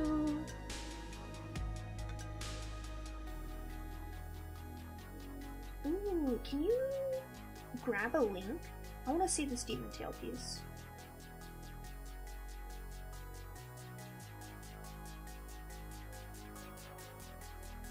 I might charge my pen and then I might go grab my Legos real quick.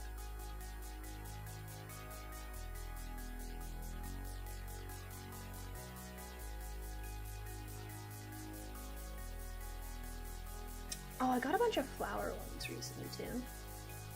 Oh no! No! Oh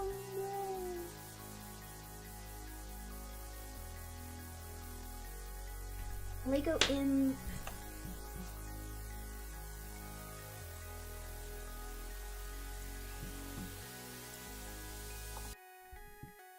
Oh, yeah, that is really good. Oh. Fuck, I forgot. I have a web extension that plays the Me Channel theme when you go on shop pages. It fucking jump scares me every time.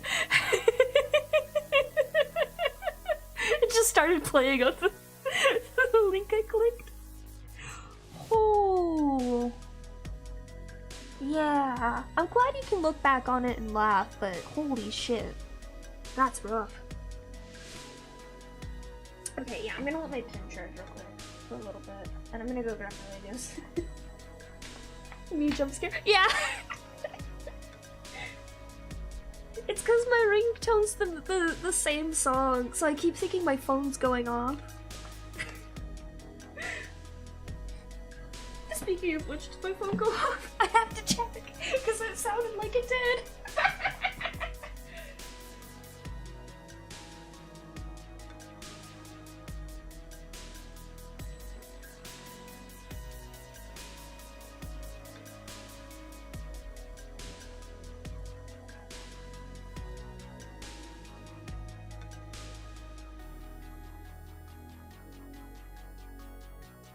Okay, this thing's bigger than I remembered.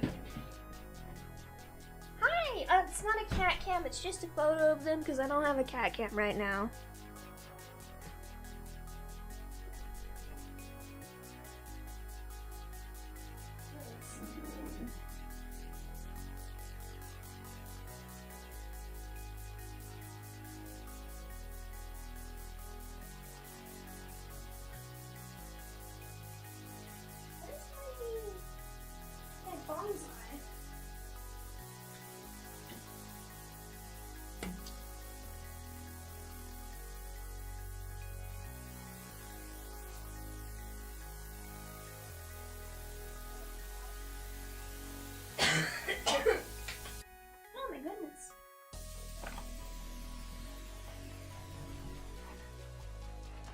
Okay.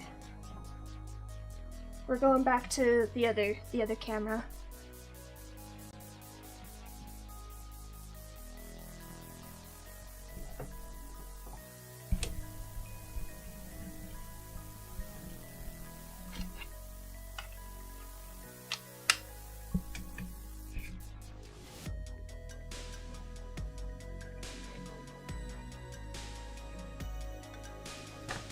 Maybe if I can get this to balance again?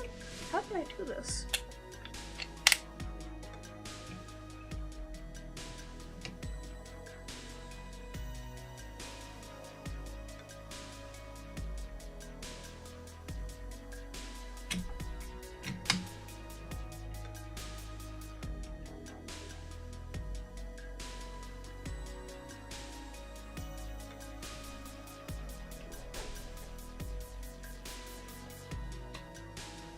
I think that works.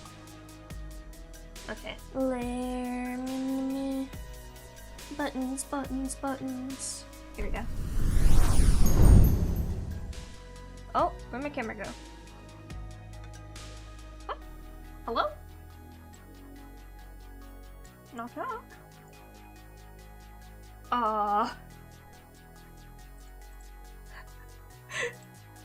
Turn that off? Maybe? Deactivate? Activate? What just happened? It was working just a second ago. Huh? Huh? Huh? What? Did it unplug? Did I unplug it by accident?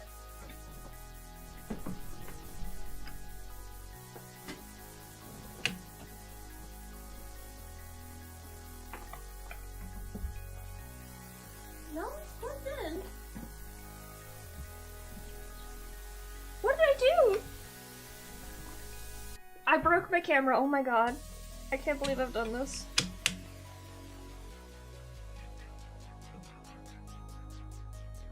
No! What have I done? What have I done? Ah! Oh.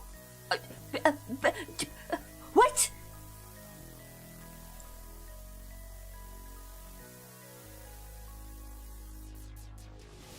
It's working there.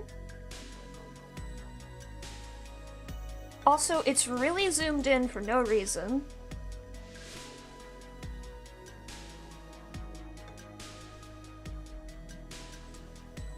Is it because of this? Do I need to disable it on Discord? Did Discord suddenly take over it?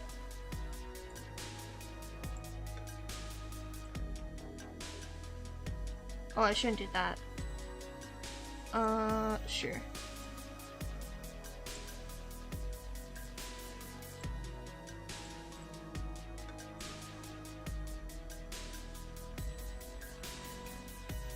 Come on. Uh-oh. I might crash. No, no, no, no, no, no, don't crash, don't crash. OBS, I believe in you, I love you so much, please, please, please, please, please, please, please, please, please, don't crash. No, I just want to shoot my leg.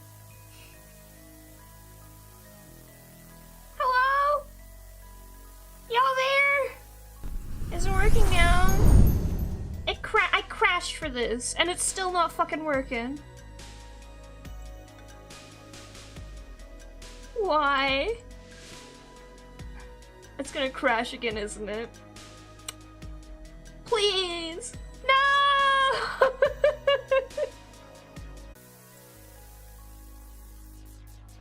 Hello? Is it back up on YouTube too?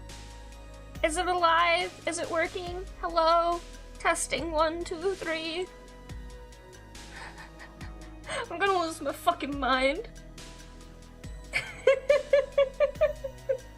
Hey, we're back! Yay! Oh my god. I don't know why it does this. It just randomly decides, oh hey, you wanted to use your camera setup? No, fuck you. I just wanted to show my Lego collection. I just knocked over like 30 different things. It's fine. But I have like, this is kind of like a proof of concept of the kind of vegetation I want to do. I want to do a fantasy forest mock, and I need more brown pieces for trees. But like I have like all these nice white pieces and lavender pieces for building. And I have some assorted other things. I've got a lot of random pieces because I got my original bit of Legos from an antique shop that had them. But I'm slowly adding to the collection. And I've got the Lego bonsai, the official Lego bonsai build. It's currently in my china cabinet, which is locked because Marjorie has figured out how to open my my china cabinet, so I can't have it unlocked, or I would pull it out. But yeah, I've got these the pearl gold too, which is super pretty. Oh my gosh, I want to make like white bark golden leaves for a tree, and if I can find enough of the like apple pieces, I want to put some of those on it too, as like the centerpiece. But yeah, I need more pieces to do what I want. But I've got a lot of random ones at the moment. And then let me grab the build I have in here real quick. My work in progress original tree, not this one, a different one, unfortunately has fallen apart. Oh,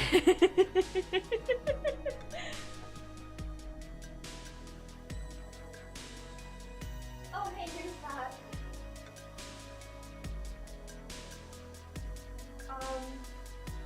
Kudos to the moving crew and then later Marjorie for this. This used to be a tree though.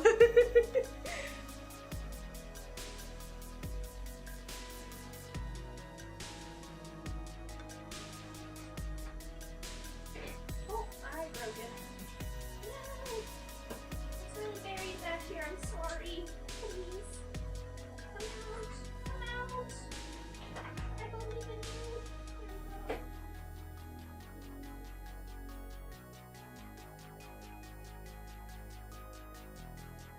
Here we go.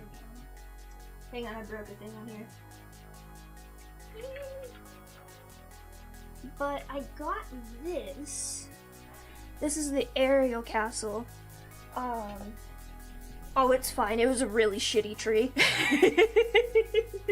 One day I'll build a proper tree. But for now, I'm not very good at it. But I got this because of a couple pieces, these unicorn horns, and the shell pieces like these, but specifically these pearl gold ones. So there. I want to use those in this mock eventually as well. But I went ahead and put this together because like I want to understand like the proper like both proper ways to put Legos together, but also like I haven't done a lot of Lego building because this collection is relatively new in the scope of my life. Hi, Marjorie. Hi. Hi. Who invited you up here? That's Miss Marjorie. Yeah, you guys come over here? Hi. Hi. Say hello. Don't knock her over. Hi. How are you doing? You didn't want to come over when we were saying hi to Val. You know, if you behave, I'll let you sit up here, and we'll have you on the back, huh? But yeah, I just need more pieces in general for my ideas, especially brown pieces. Here, you want anything? Oh, no, you're dropping down. Okay, bye-bye. Love you. But yeah, I especially I really like this tiny little section I did, and I want to do more of it. You can't see it, but there's also like a lot of layering of, there's a lot of flat bricks here. You can see it more on the side. And I saw recently, somebody I follow on YouTube, did an island, and it's like all like cut bricks on the side, and it looks so good. And I want to do that type of thing. Okay, hang on. Maybe I can set this up in a way for at least a little bit we have a Marjorie can, but I have to move this stuff back. Miss Marjorie, are you behaving? Are you being a good girl? Are you a very good girl?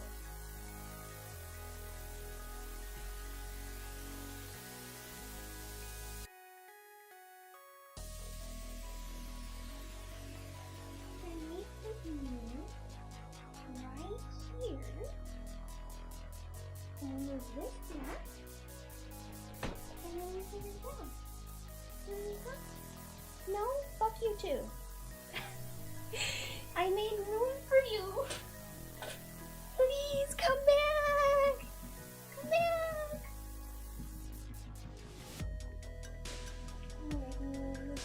If I zoom in a little bit. Setting up this camera. It's in an awkward spot on my desk, but it'd be worth it to have a Marjorie cam. I miss having a cat cam.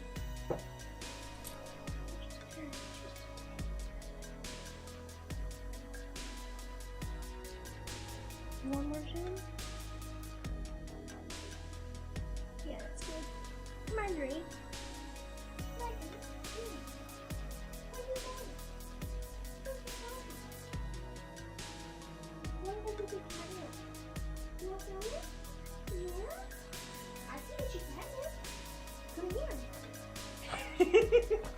I think she's learned the word catnip.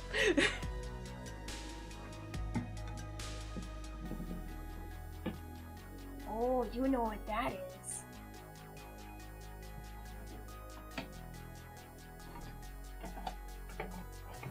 Excuse me?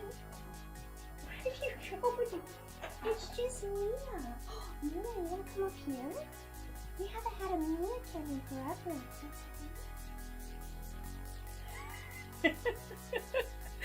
I'm gonna get one of these cats on this desk, so help me God. Weird. Want some kitty? Oh, hi! Yeah, that's the good stuff.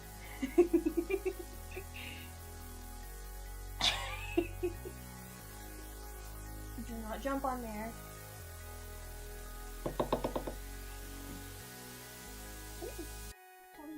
It's on the ground. It's right here. Floppers. 3, 2.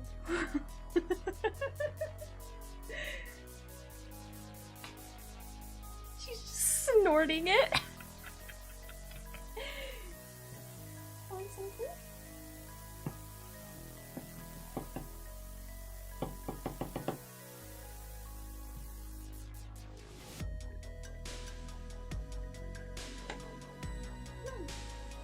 Margaret, you have plenty of hair already. You're fine. You're fine. You're fine. You've got it all over your face, baby.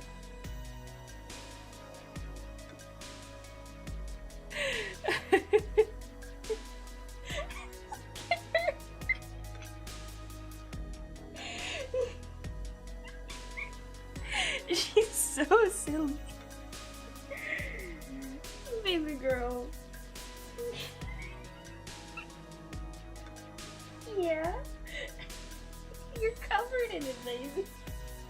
It is all over her chest. Yeah. You can...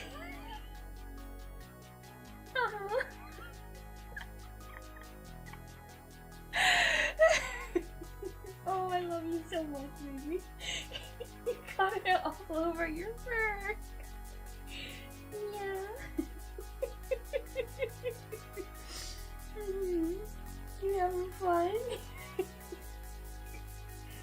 got it all over me.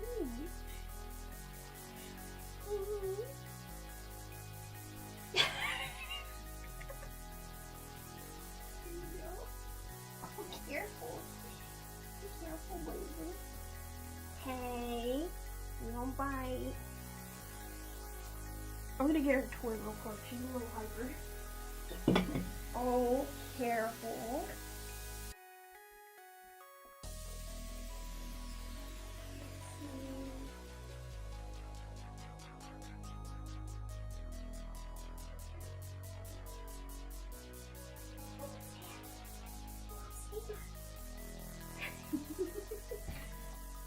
What's this? What's this?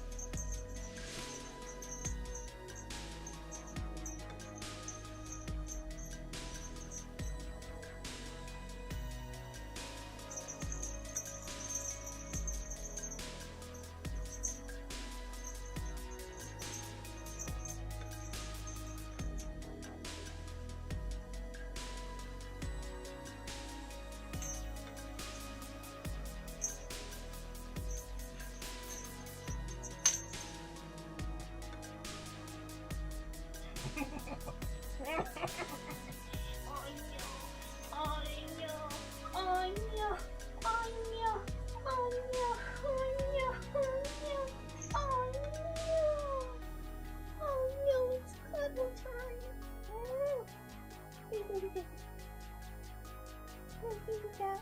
Oh no, I'm snuggling you. Oh no.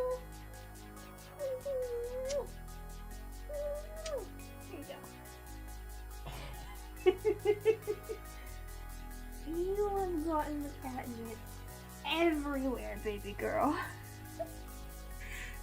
It's all over. Holy moly. There you go, there's your cat weed. It's all over my iPad too. Alright. Let me move back over here. And hopefully this won't crash anything, but I'll add it over here as well.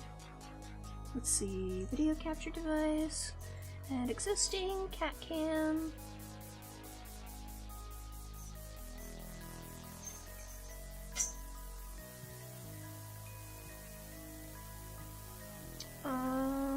Where's the transform? Fit to screen. Uh-oh.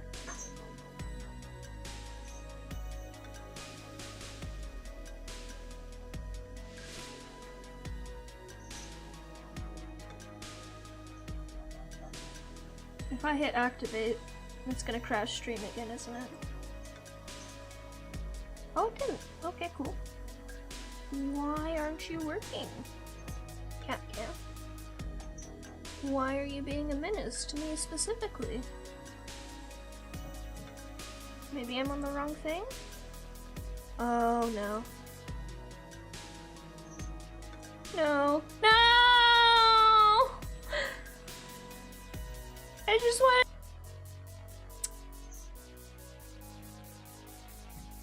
Hello? It's still refreshing. Broke again.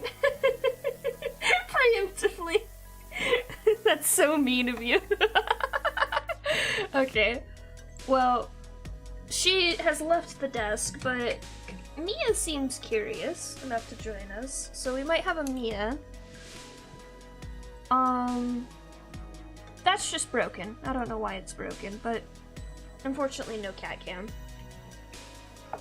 This is part of the reason I have not been doing a catnip cam, because I don't know why, but this cam, like, all of my webcams with OBS keep having this issue, where if I try to change my setup at all, in the slightest, if an issue occurs, I can't fix it during stream for some reason. Don't know why. It was with this with my original webcams, it's with it with my nice webcam. I don't know how to fix it. What do you think, Miss Mia? You want some weed? Want some weed? Look. I've rolled it up for you. Just for you to snort.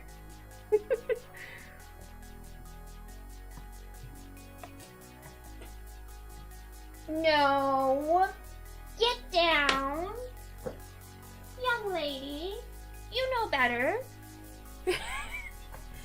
She wants to be tall because she's stupid. So she climbed on top of the Lego thing. I'm gonna move that before she knocks it over. My goodness. Oh god, Marjorie's gonna figure out how to open the drawers on it.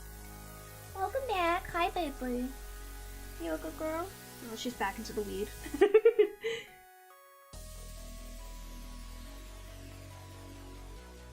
I'll see you when you come back from Neverland, baby.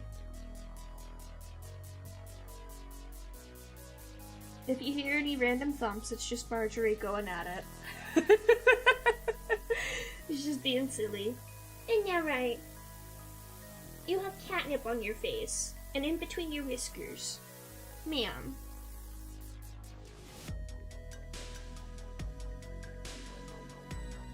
This is not how a duchess should behave in public. On camera? You're live, baby girl.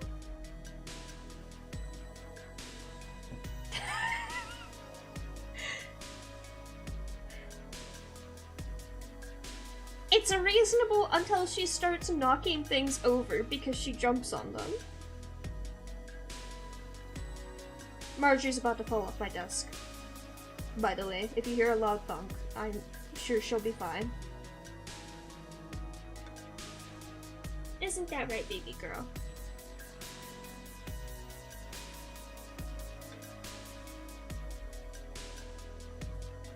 Hi. Are you having fun? Are you high out of your mind? Mm-hmm.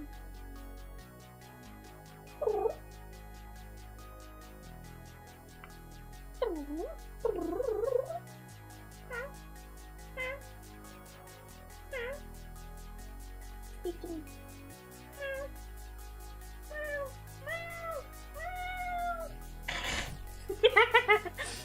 She's about to jump on something she shouldn't.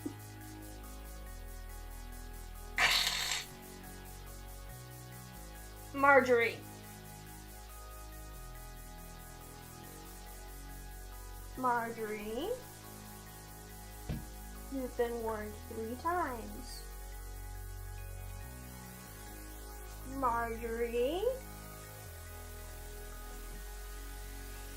Thank you. She will try to open the drawers on it. I practice. I used to be able to get Mia and Annabelle to meow back at me, and Marjorie will talk back to me sometimes still.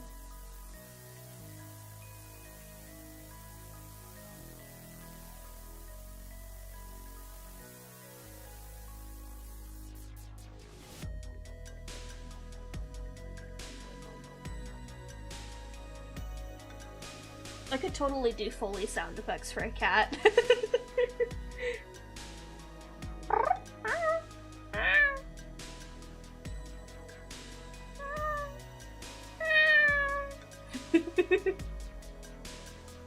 I should have been a cat VTuber.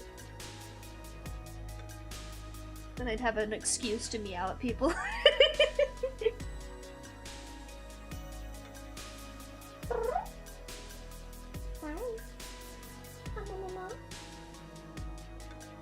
Speak to me.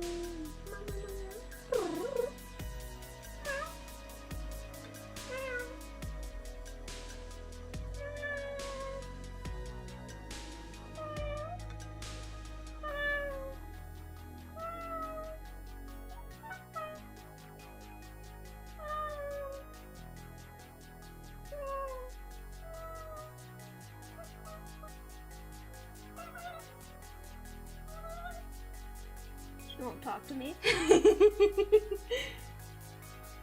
I'm in a fan dub for Love Nikki, and I'm playing Momo.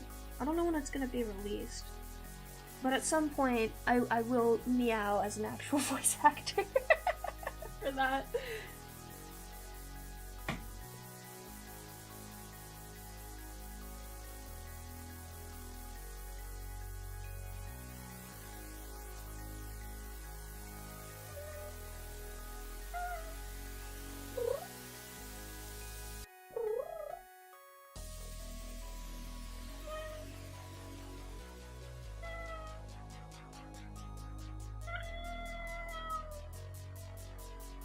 One day she'll mew back at me, and I'll be the happiest person alive. She's abandoned me. She's gotten used to my antics.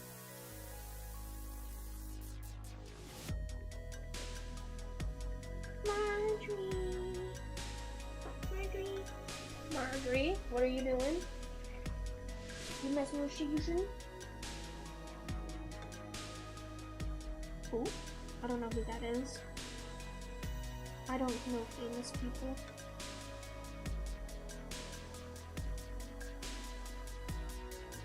I used to be able to do a decent crow, like, caw noise, but it's very loud and I haven't practiced in a while.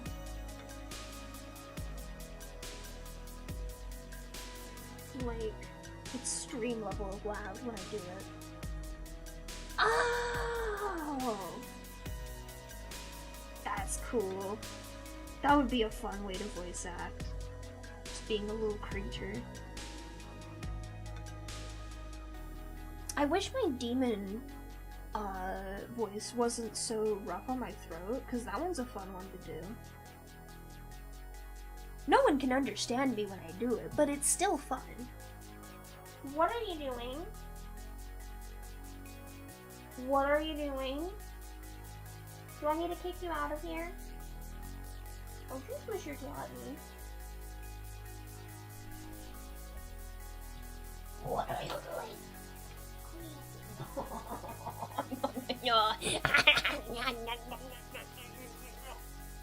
What do you think of that? Yes, I love you. I love you so much. So much. So much. I want to snuggle you. I want to snuggle you. But you're so snuggly. Oh my gosh. You're so snuggly. Oh my goodness. Oh my goodness.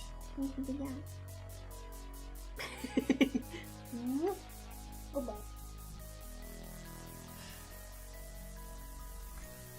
No, that's just how art is. You just gotta, you gotta make it a part of the flow. That's why I stop so much midstream. I just pause and I let myself get distracted. The important thing is to eventually circle your brain back to the thing, but it's something that takes a lot of effort to learn to do.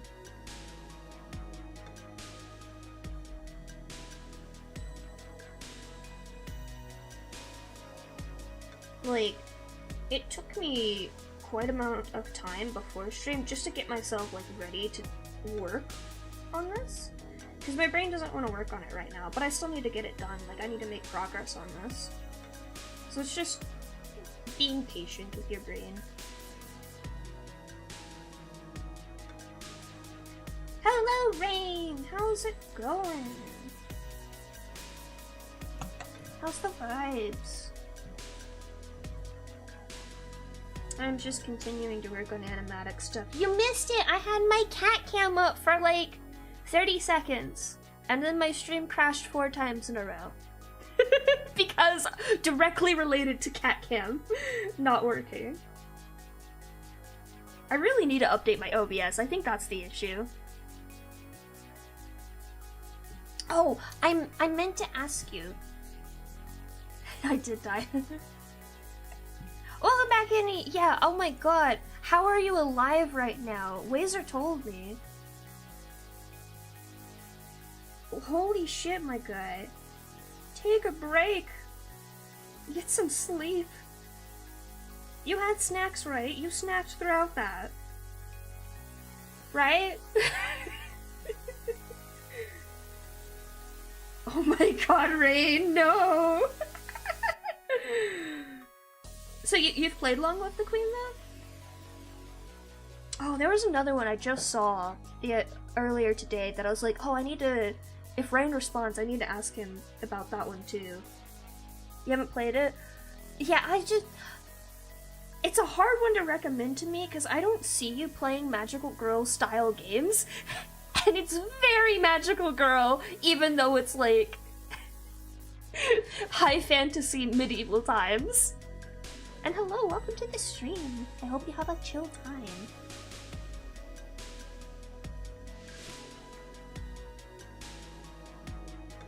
It is a good game, though. It is a really nice visual novel that has a lot of, like, very varied endings.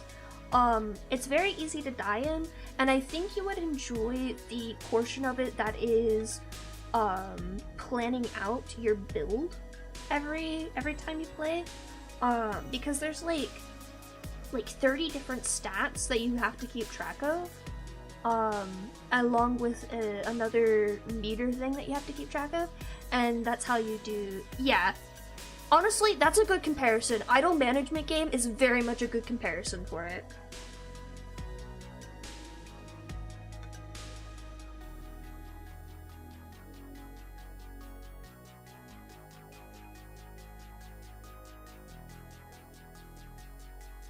Oh, but I did want to ask, do you plan on playing Slay the Princess again on stream? Because I gotta make sure I make it, if you do.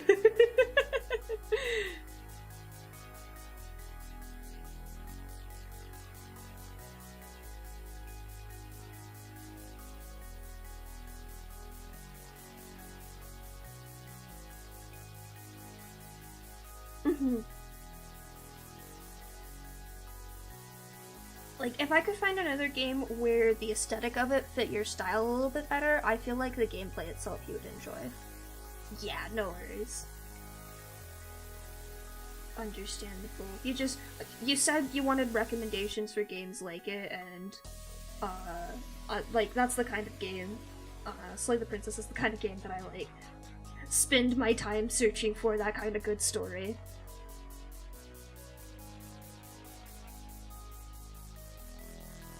But yeah, there's no pressure for any of my suggestions. That's all they are. Side note, I was playing Muse-Dash earlier, and I didn't realize that there was an Arcanite collab with Muse-Dash.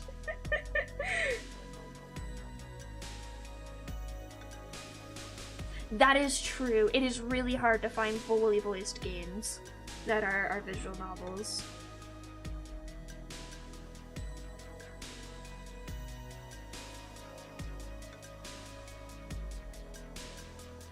I believe, for the most part, 999, those games are voice acted. The second game, the protagonist is not voice acted, but the first game, I believe the protagonist is.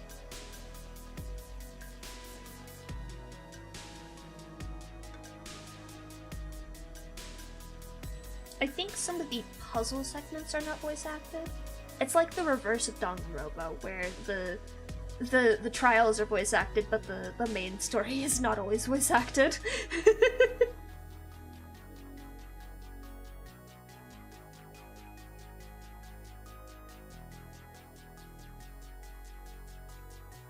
Magical Girl Manager, that sounds hilarious and very fun. I need to pick up Costume Fairy Adventures. It's from the same guy who did Tiny Frog Wizards. At least he worked on it. He either wrote it or edited it, I think. But he contributed heavily to it. I'm still waiting on my book for the Kickstarter thing that I backed, but I've been getting frequent updates, so I trust that I will get it eventually.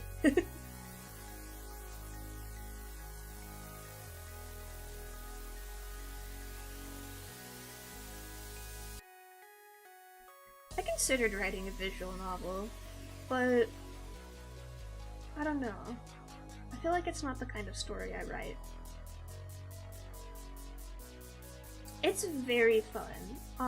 The test for it is still out. If you look up Tiny Frog Wizards, you should be able to find it very easily.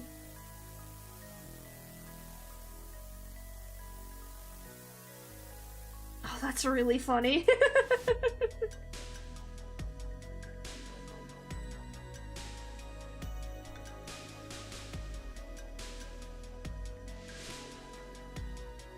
Oh my god.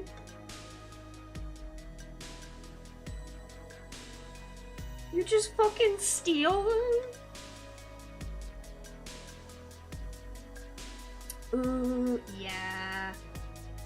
That's rough. I feel like I'm decent at improv, but I have to be improving with, like, the right people. Like, there has to be a vibe going to get it right. Or at least I have to be role-playing the right character. Because if I ever try to roleplay the wrong character, I just won't get it.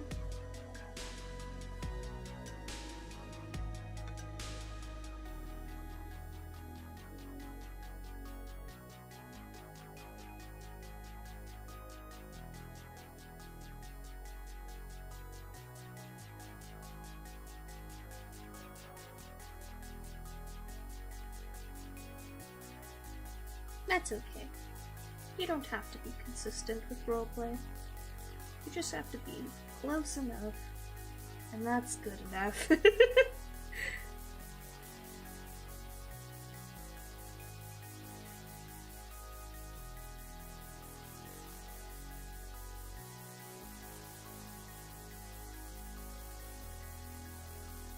Like, I've wanted to join, like, a roleplay group or something online, but I'm too nervous. I'm gonna just not find a good group to roleplay with.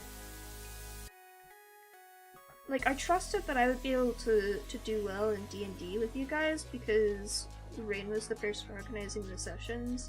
Or, not the session, but the party. And since you knew everyone, I figured we'd get along enough at least that it would work out. But, like, going into a random Discord server and just talking to people? You want me to interact with people? You want me to meet people on my own? No, they have to approach me. I'm like a wounded animal. You have to earn my trust. The Charisse group, oh god, yeah. Yeah, good example of... Honestly, not even the worst of my fears. Let's be real. I have read some shit. Holy hell. Oh my god. So I've mentioned that there's an I'm an asshole, am I the asshole Tumblr these days, where you, similar to the Reddit, you send in your question as a submission, and they post it and they add a poll onto it. There was someone who got really peeved at somebody else in their, like, roleplay group because their character wasn't trans, and they didn't like the archetype of character it was. It was a cis character, cis guy character, I think, wearing dresses and cross-dressing, and they didn't like that, and they were like, why don't you just make your character a trans girl? And the owner of the character was just like, because they're not a trans girl, he's a cis guy, as I have already stated. And then this person got so pissed about it, and then they posted this on Am I the Asshole Tumblr, and everyone was just like, what the fuck is wrong with you? It's their character, fuck off. I was just like, how are you this entitled to somebody else's OC, their character? Oh my goodness. Honestly, seriously. And yeah, I agree, like,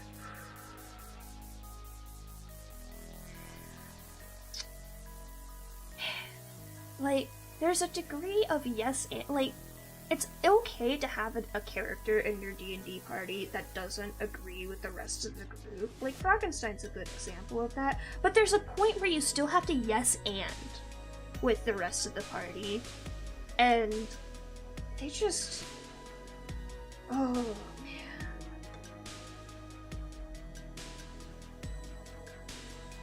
But yeah, there's also saga of this Fire Emblem person who is really obsessed with the female protagonist of the latest Fire Emblem, and like they just kept going off in the inbox of the person who manages the Am I the Asshole Tumblr, and like they just kept coming back, and people were like, "What is wrong with you?"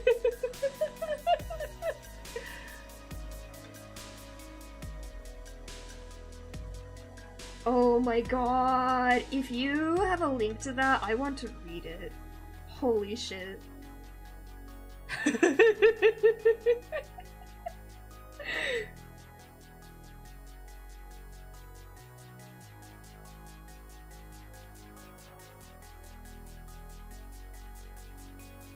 It's okay if you don't find it, but that sounds incredible. An incredible read. There was another one recently where it's some polycule. It's not roleplay related, but there's some polycule that like someone was causing problems in, and like everyone in the comments was just like, is this like a baby cult happening? Are y'all drinking Kool-Aid in there? Are y'all good? Are you okay? And like every time more information was added, it just kept getting worse and worse, and everyone was just like, is this real? Are they writing a story here? And then finally somebody, like, I guess just dug through the original poster's blog because they didn't put it on anonymous, and they're like, guys, I think this is one of those cases where this person isn't actually like the quote-unquote narrator of this Am I the Asshole. They're posting it in the perspective of the person they think is the asshole. And we were like, oh my god! This person's just that pissed at this guy! For good reason. This person was insane. Not the person who wrote it, but the person they were writing about. Holy hell. Cause it was stuff like the person they were complaining about, the person who wrote it, not the person who was an asshole, they were complaining that person had stuff like a car, and they used the car, and they didn't let other people use the car in the household, and everyone was just like, no shit, that's their car, what the fuck is wrong with you? Oh my gosh. Or like, this person goes out to eat and doesn't contribute to the house budget, and it's just like, y'all are roommates. You're roommates. They don't have to contribute if they don't want to. And it just like slowly devolved into more and more things where it's just like, I think this is a cult in the making. What the fuck?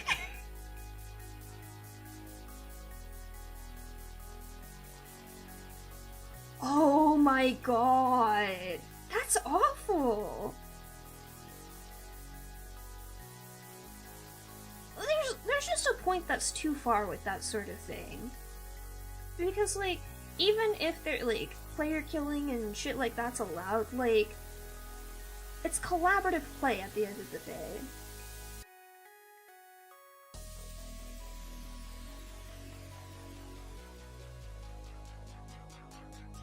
I don't know. Maybe it's just the kind of person I am personally, but I just find that kind of thing like incredibly rude, and just like I would literally leave the party.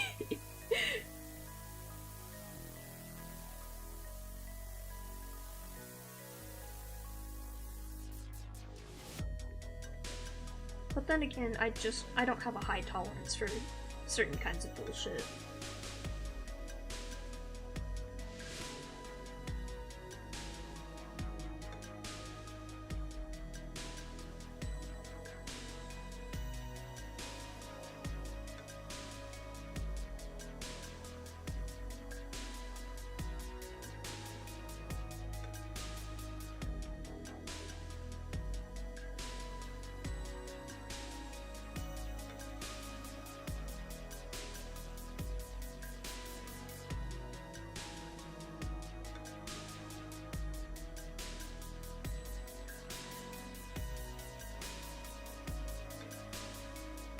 think on both of those points, Lucas, it really is just something about just putting yourself out there for one, and making sure the party you're in recognizes that, hey, you know, you're a beginner, you're gonna make some mistakes, and that's okay.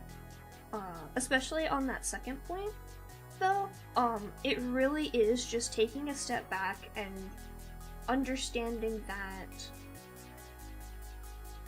D&D isn't a game that you win at, per se. Like, you can win fights and you can do really cool things in game, but at the end of the day, like, role-playing isn't a game to win, it is collaborative storytelling to a degree.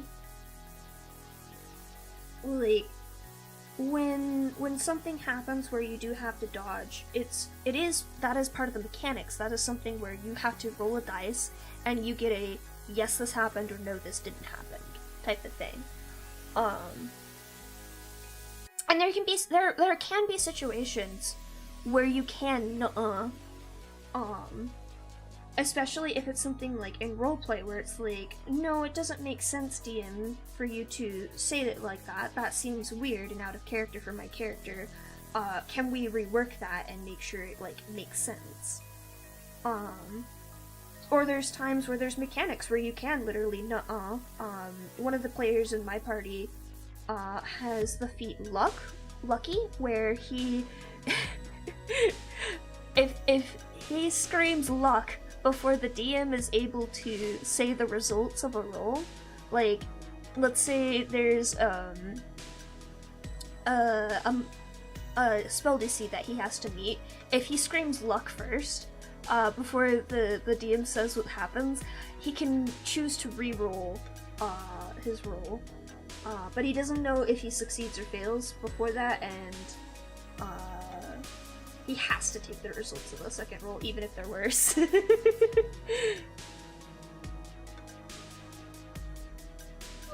Hobo Enough! Oh my god!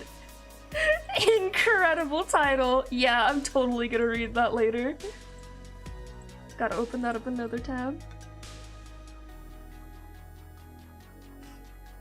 Yeah.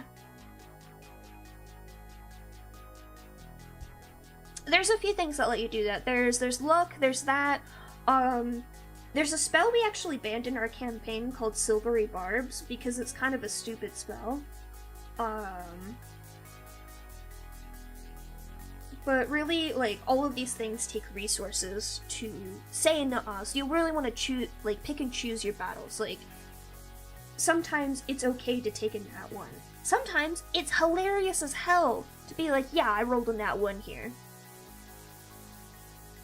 Like, there's been times where I've just told my DM straight up, like, don't even make me roll for this, just let me fail this, because I think that would be hilarious.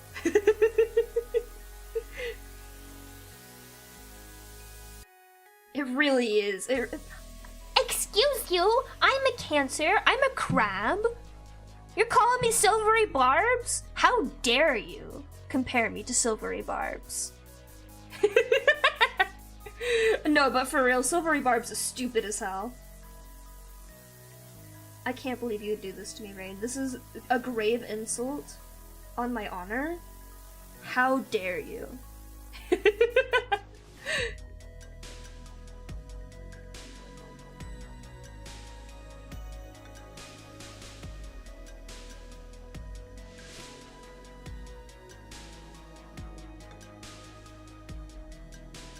I'm not familiar with that one.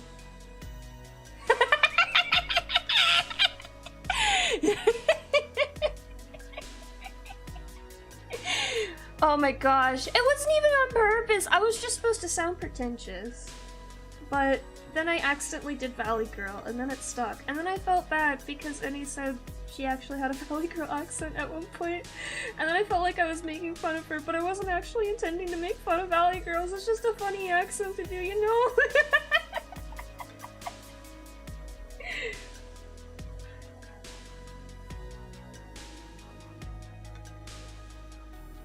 Yeah, there is Vicious Mockery.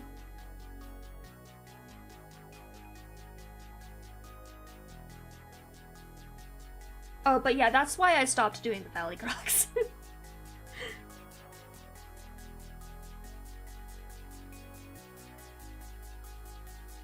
It really didn't feel fitting for Nova. Like, that's not how I imagined them to be. Like, they're mean and they're pretentious and they're rude, but it's not in the mean girl kind of way, it's, very different.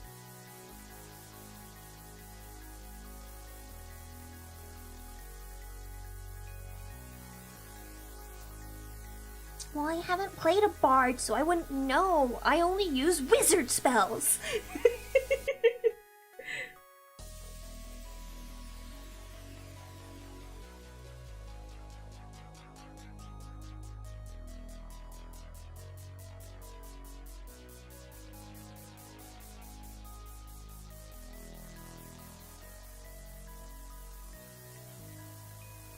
Oh, I see. Yeah, you know, that's fine. It really is the advantage and disadvantage thing that is just stupidly broken about Silvery Barbs.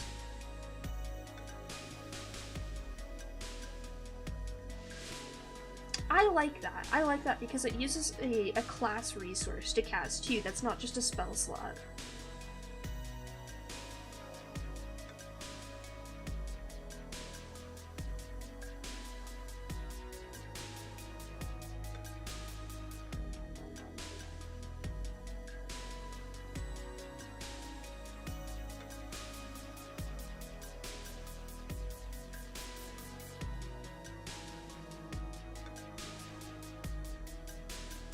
I've given up on making the buildings look nice, by the way. We're getting good enough here. And moving on.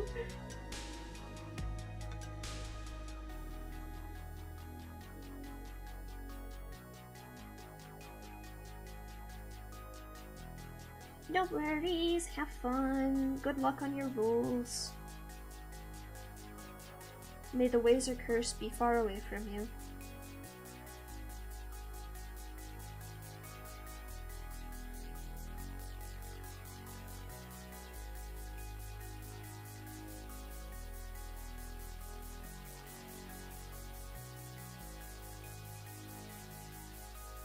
I just only ever play wizards with D&D. I played a bard once when I played Pathfinder for the first time, and then I was just like, actually, I'm gonna play wizards.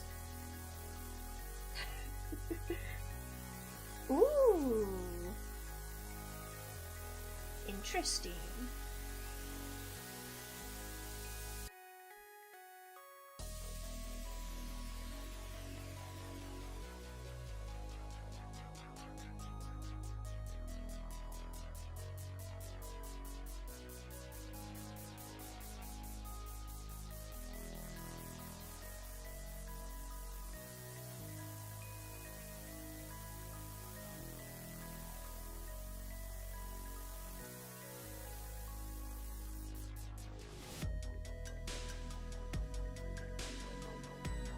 Ooh, nice.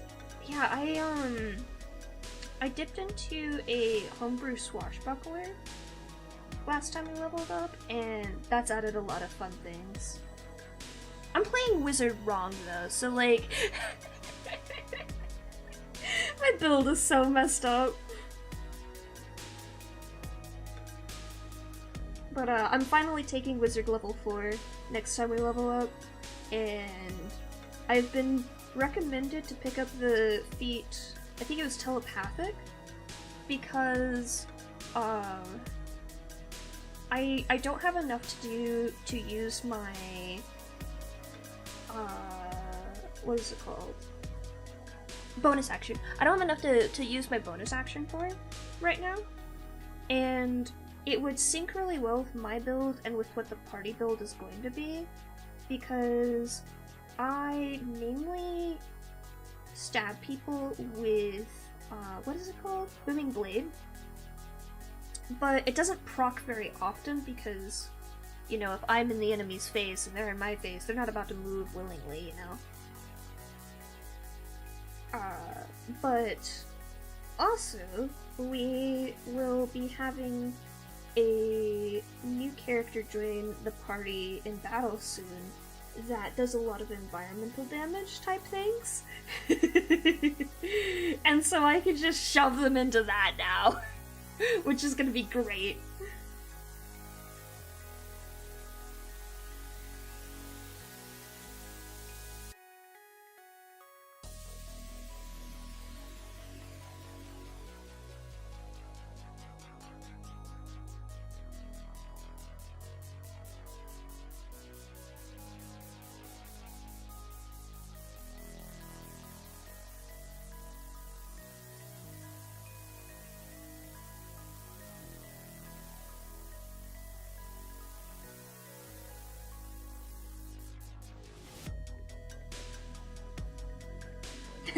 Hey, Wizard, welcome back.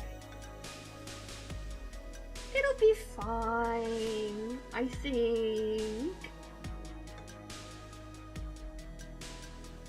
Honestly, I think my plan right now is to stay on the edge of the awful fields and then just shove people back in every round. So maybe you could do something like that too. We just bully them with our bonus actions.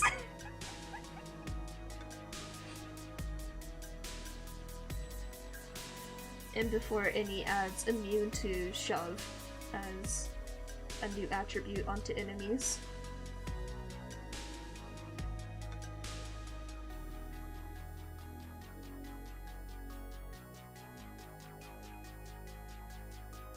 I can't believe she added immune to prone, not gonna lie.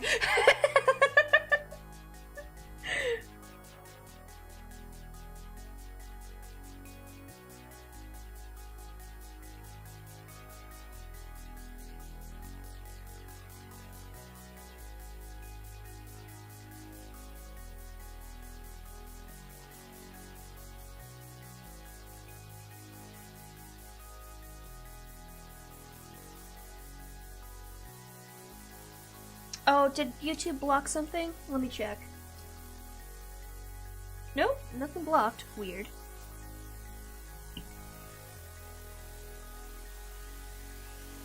Ah, it's all good. It happens.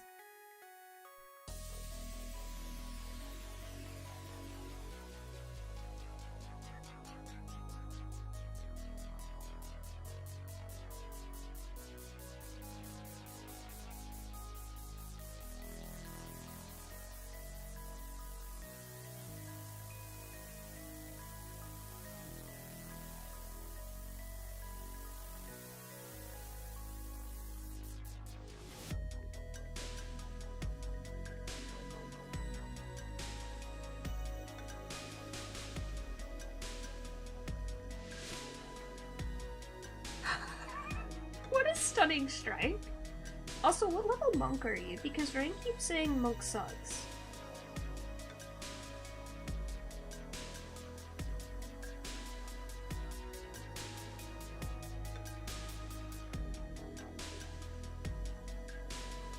That just might be because his build didn't work out the way he wanted it to, though.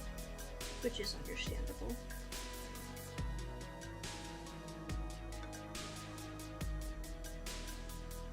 Oh, believe me, he was. He's switching to a new character, though. He had a Grung monk that you had to meet a Constitution saving throw, or you would get poisoned anytime you got hit by this guy. Yeah.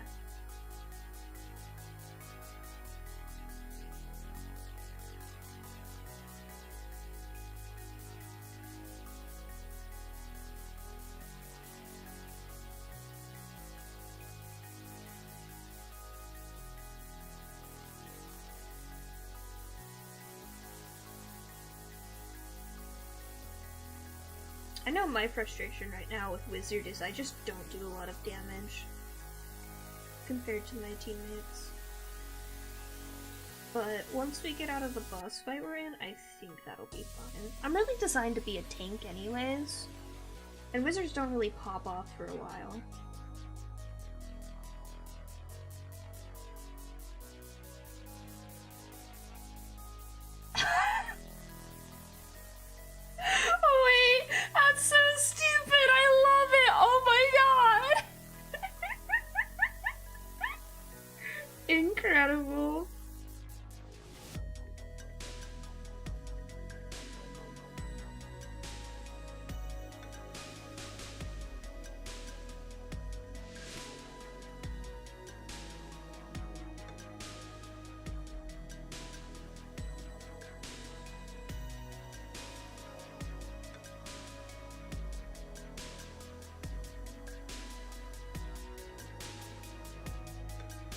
the sillier spells in D&D.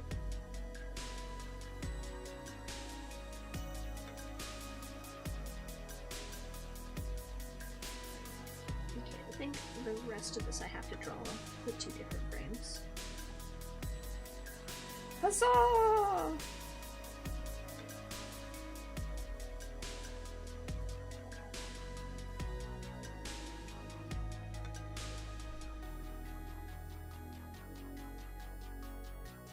Who do you think your favorite social link you've gotten so far is? Which social links actually have you gotten so far?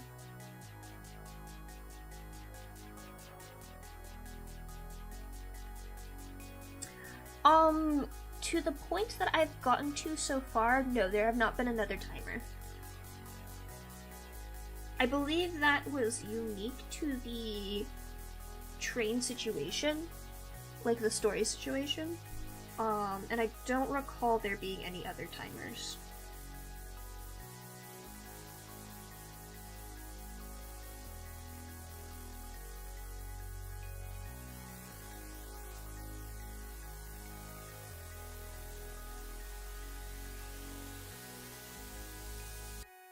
Please tell me your reaction when you meet the moon confidant, by the way. Inquiring minds need to know.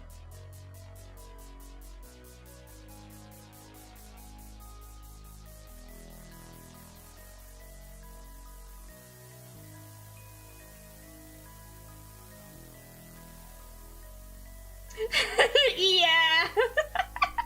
Well, imagine my reaction, who has seen this fight before in the original, because I was watching Kamui play it. I was like, they didn't give you 30 minutes, did they? I don't remember it being 30 minutes. And then the timer went down and I was like, oh, fuck!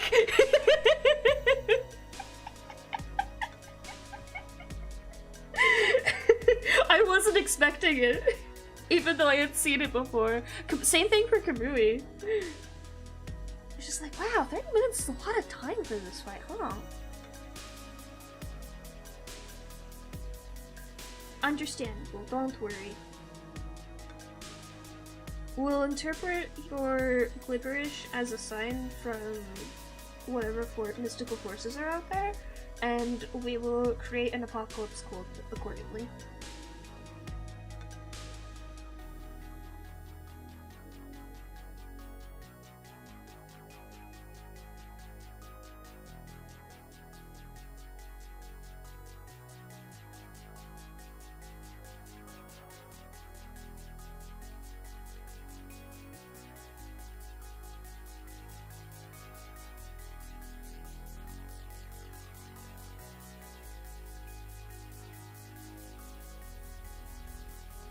Have I had thoughts? Yes, my brain has many thoughts, many times a day.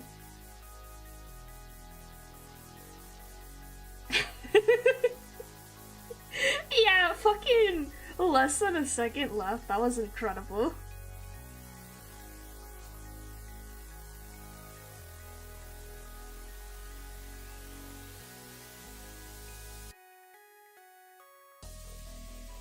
Good night, Lucas.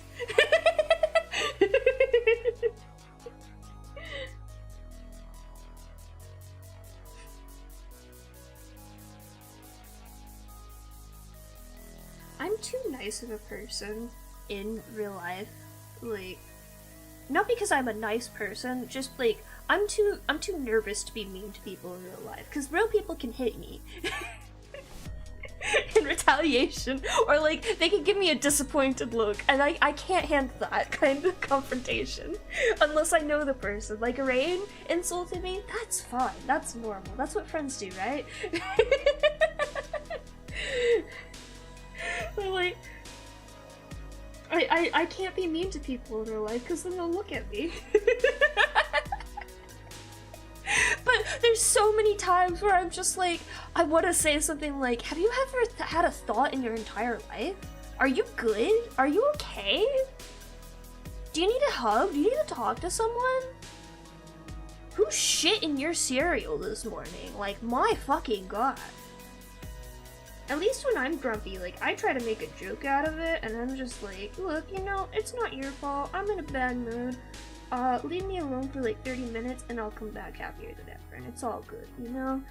But there's other people who just like get so cranky, and I'm just like, bro, chill.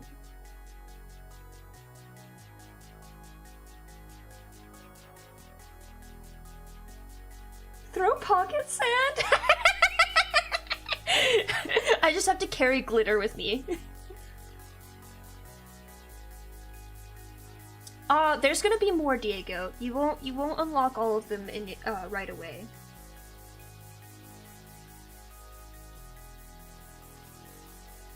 Who pissed in your waffles here this morning? Yeah, exactly.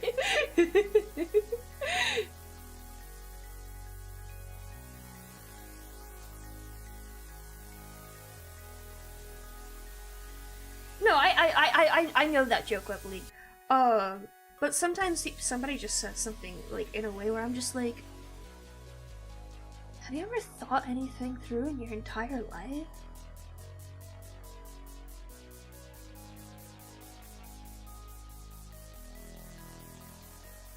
Oh, I will say something I don't like about the Persona 3 UI is if you have not unlocked a Confidant, it doesn't always show the, like, Confidant card even if they're available to be unlocked, which is really annoying.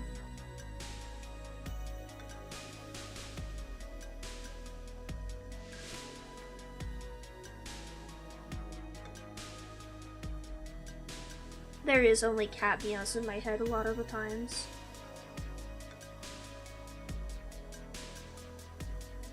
Who's messaging me? Oh, it's on Discord.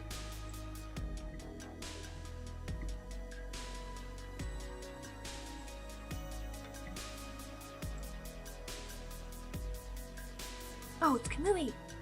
Is he live? Fuck! Oh no, he's on floor 69!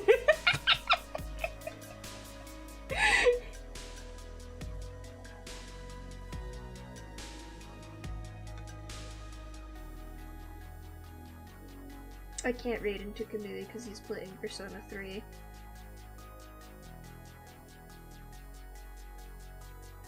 But I am gonna pull it up in the background. I have to be there! I want to see him do all the boss fights. I have to sneeze too, hang on a second. Oh, fuck. Excuse me.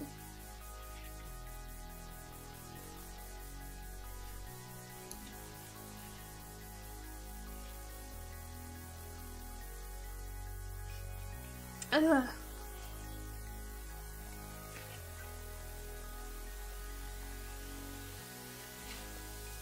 Oh, don't worry, Lucas. I understand. Fear not, fear not, fear not. Again, you cannot hurt me in a way that matters with words.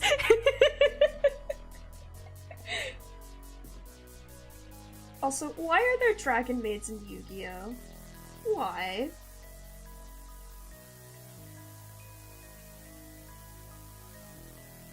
I wonder if any would let me make Seto Kaiba as an NPC with the Yu-Gi-Oh! D&D class she made. As an...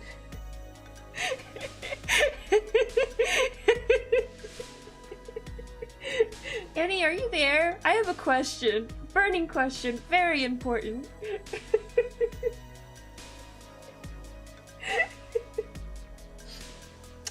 I'm blocking you? Banned? Oh my god? I can't believe this.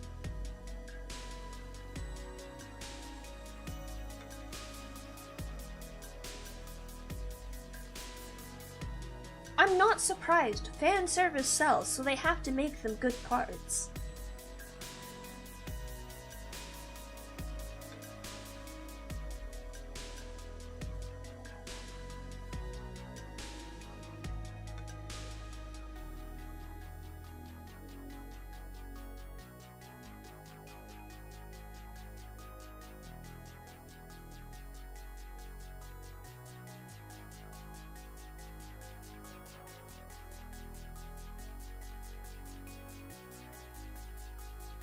No worries. I'm just playing around. Although it would be funny to have Seto Kaiba as a as a character in D&D.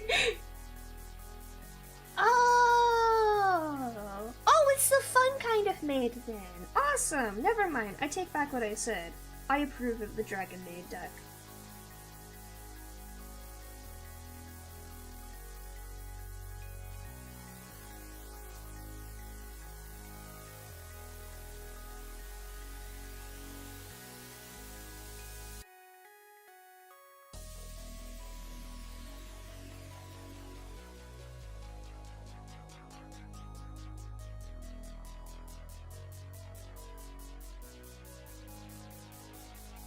I need to pay for some sort of cleaning maid service because I'm bad at cleaning the house. Yeah, that's on my mind. I just need help. I'm not really good at like remembering and like noticing.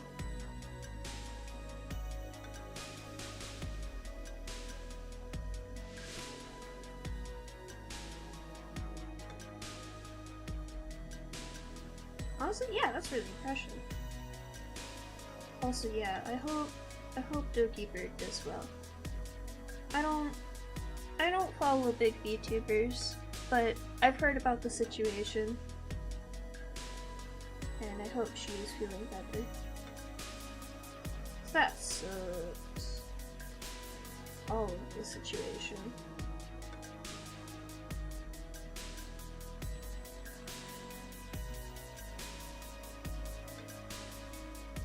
I just need somebody to help make my house not a disaster zone. My sister keeps telling me to hire somebody to help me organize, and I feel so mean when I'm just like, No, it's my dragon horde! No one's allowed to touch it! but I'm slowly getting it organized. I'm like putting up shelves and stuff, and that's helping. Oh, I'm glad. It sounded like she was doing better. But it's still like an awful situation to be in. Like, I'm sure she's still dealing with a lot of the fallout from that and will be for a while.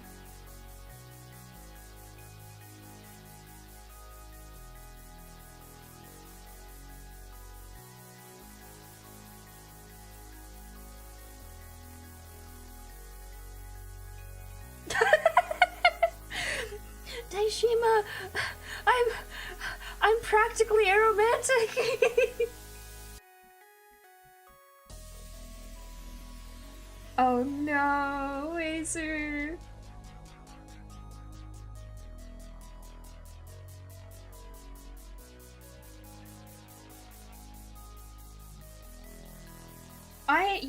Honestly, like, things on shelves or displays is really what I'm going for. The big thing I have found that helps is an ADHD trick I learned before I got diagnosed, which is being able to see things helps remind your brain that they exist and remind you to like handle those things. So I've been getting a lot more like open shelving and like things that aren't closed off, and that's helped a lot. It's just my problem is like I'll start a project and then I won't put it away until I'm done with the project. So I'll have all these materials scattered out and then I'll forget about the project and I won't finish the project. And then I'll still have the materials scattered out and I'm just like, no, I can't put that away. I'm still working on that. If I had to live with somebody at the moment, I think it would end very poorly. And not just because I'm bad at cleaning. I'm valuing my solitude a lot right now. I'm very much enjoying living alone, so I'll just pay someone, it's fine.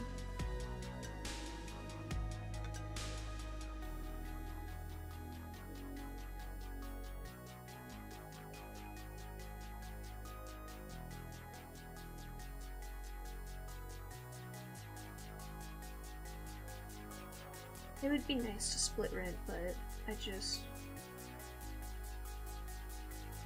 it's the first time living on my own, and it is so nice and quiet, and I don't have to deal with people every day, and if I want to, I can literally be silent all day and not speak to a single soul, and I enjoy that. I'm a bit of a hermit.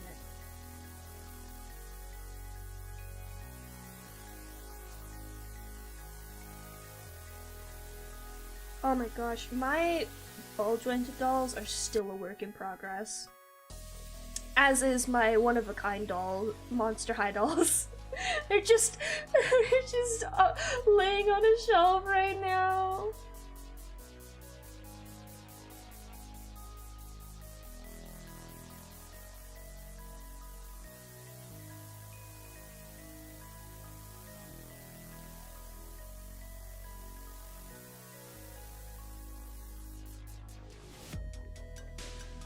It would be funny though. I know for a fact, if I had a stupid amount of money and I was building a house, I would put so many secret rooms in it. And like all of my fun rooms, like my office and everything, they would all be secret rooms. So I could use them every day.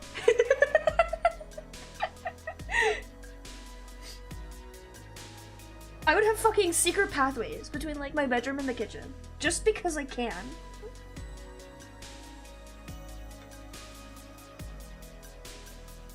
Secret tunnel.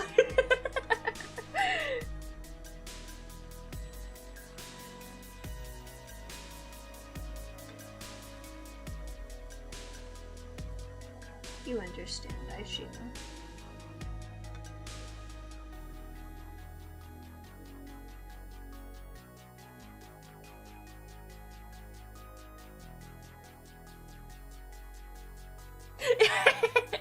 You walk in and it's just a completely white room and you're like, what? I thought this was a house. And then like, I like walk over and I just push a panel into a wall and then it unfolds into the living room and I'm like, behold, my wizard tower.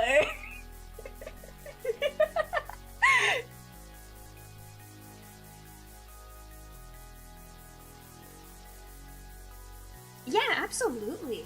Oh my gosh. I love one-of-a-kind dolls.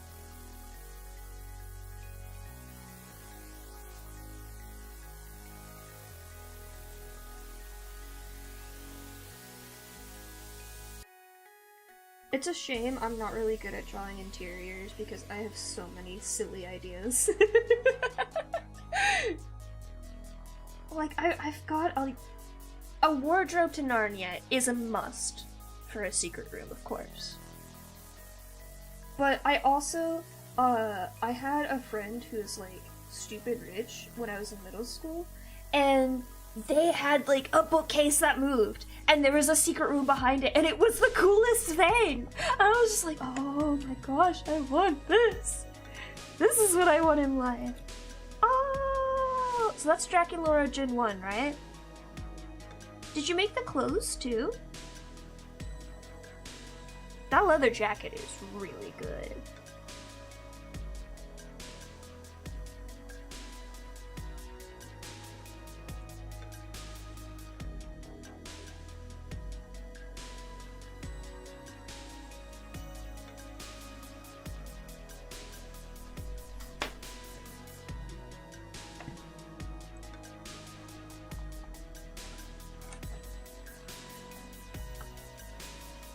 Sorry, I have to make a comment on something real quick. Ah, I see. Yeah, makes sense. I want to buy clothes on Etsy for my dolls, but they're so pricey. They look so pretty, but my wallet!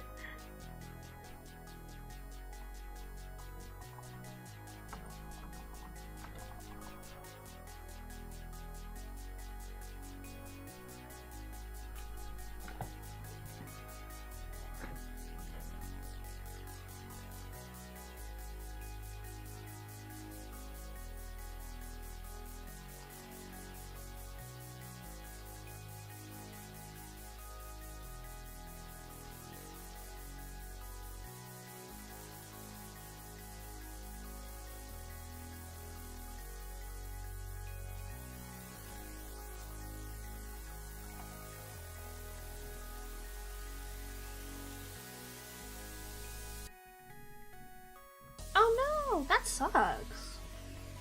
Were you able to get your money back at least?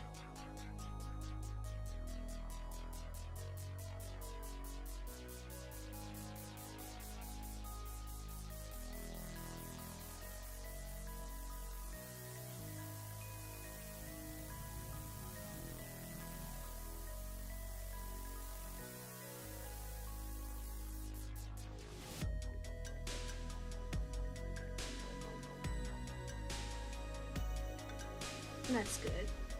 Oh yeah, from the color and the mold, it looks like Gen 1 Draculaura. I really like Gen 2 Draculaura, but clothing. I'm glad everyone else is also obsessed with Gen 2 or Gen 3 Draculaura, because it means I'll be able to find patterns for her eventually. I commissioned somebody to do a custom Ambrosia doll for me. I don't remember where I put it at the moment, but it's in here somewhere. I need to remake the hat though, because they did like paper mache for the hat, and I want a fabric hat. I just haven't gotten around to sewing one for that size of doll. My doll hat pattern is for a MSD doll, because I'm also making an Ambrosia ball jointed doll.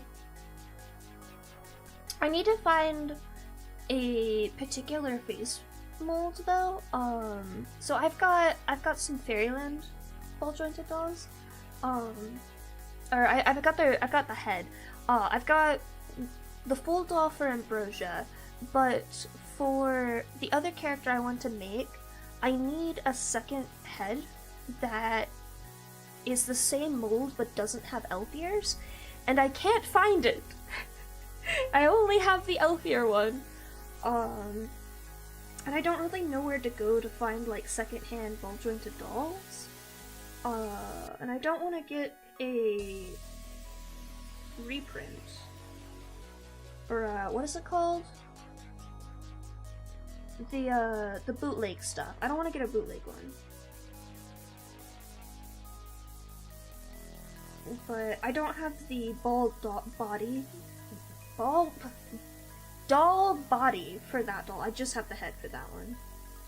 Because I was planning on, if Fairyland released that head again, I was gonna get the head and the body at the same time.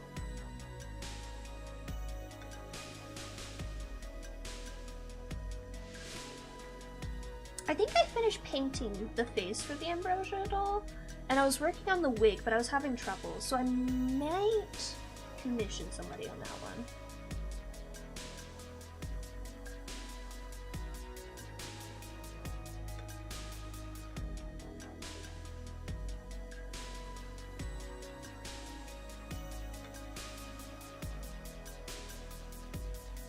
I'm glad I practiced on Monster High dolls first though, because I feel like drawing on a Monster High doll was a lot more difficult than drawing on my ball jointed dolls, but I was really nervous about starting the face up for the Ambrosia doll. But it's turning out good. I want to commission somebody for a Farina outfit though, because I want to make a Farina ball jointed doll too. I think that would be super cool.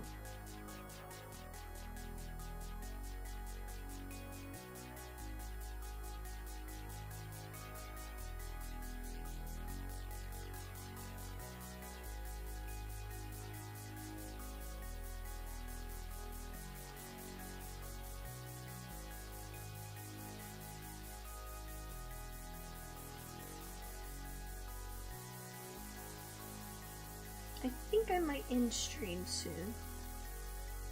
I'm a little sleepy, a little hungry. And it's a good stopping point.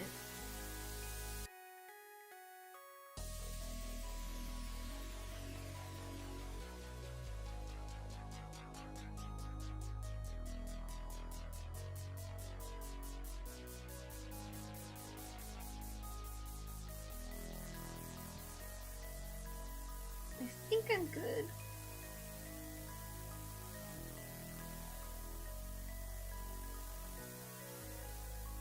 Okay.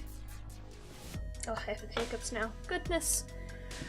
Let's see. I still can't raid on YouTube. I checked before stream. Because I'm smart. And, oh, let's make sure that cat cam is disabled. Thank you. Let's see. We have more art going on over here. Who are you? Do I remember this person? I don't remember if I remember this person.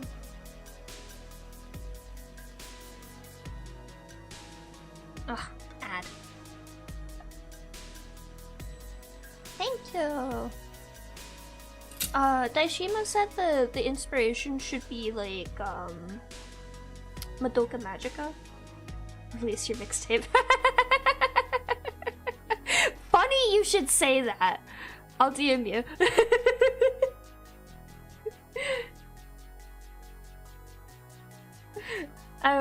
Oh, but I do have like a playlist for Ambrosia. I don't remember this person. Never mind. Who else is streaming? Such a streaming. What is this? What is this game? Pseudo-regalia?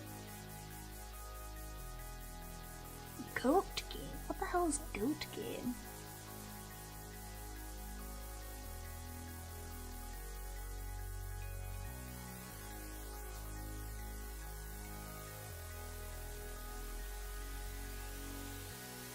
I don't know what this is, and I want to know what it is, so we're gonna rate Satch, because Satch is cool. Indeed, that is in fact the Ambrosia playlist. Okay, I'm gonna end stream over on YouTube, but those of you on Twitch, we shall go over to there. But yes, good night. I shall see you all tomorrow. Goodbye forever.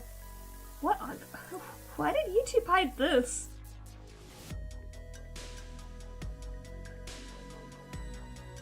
But yeah, goodbye.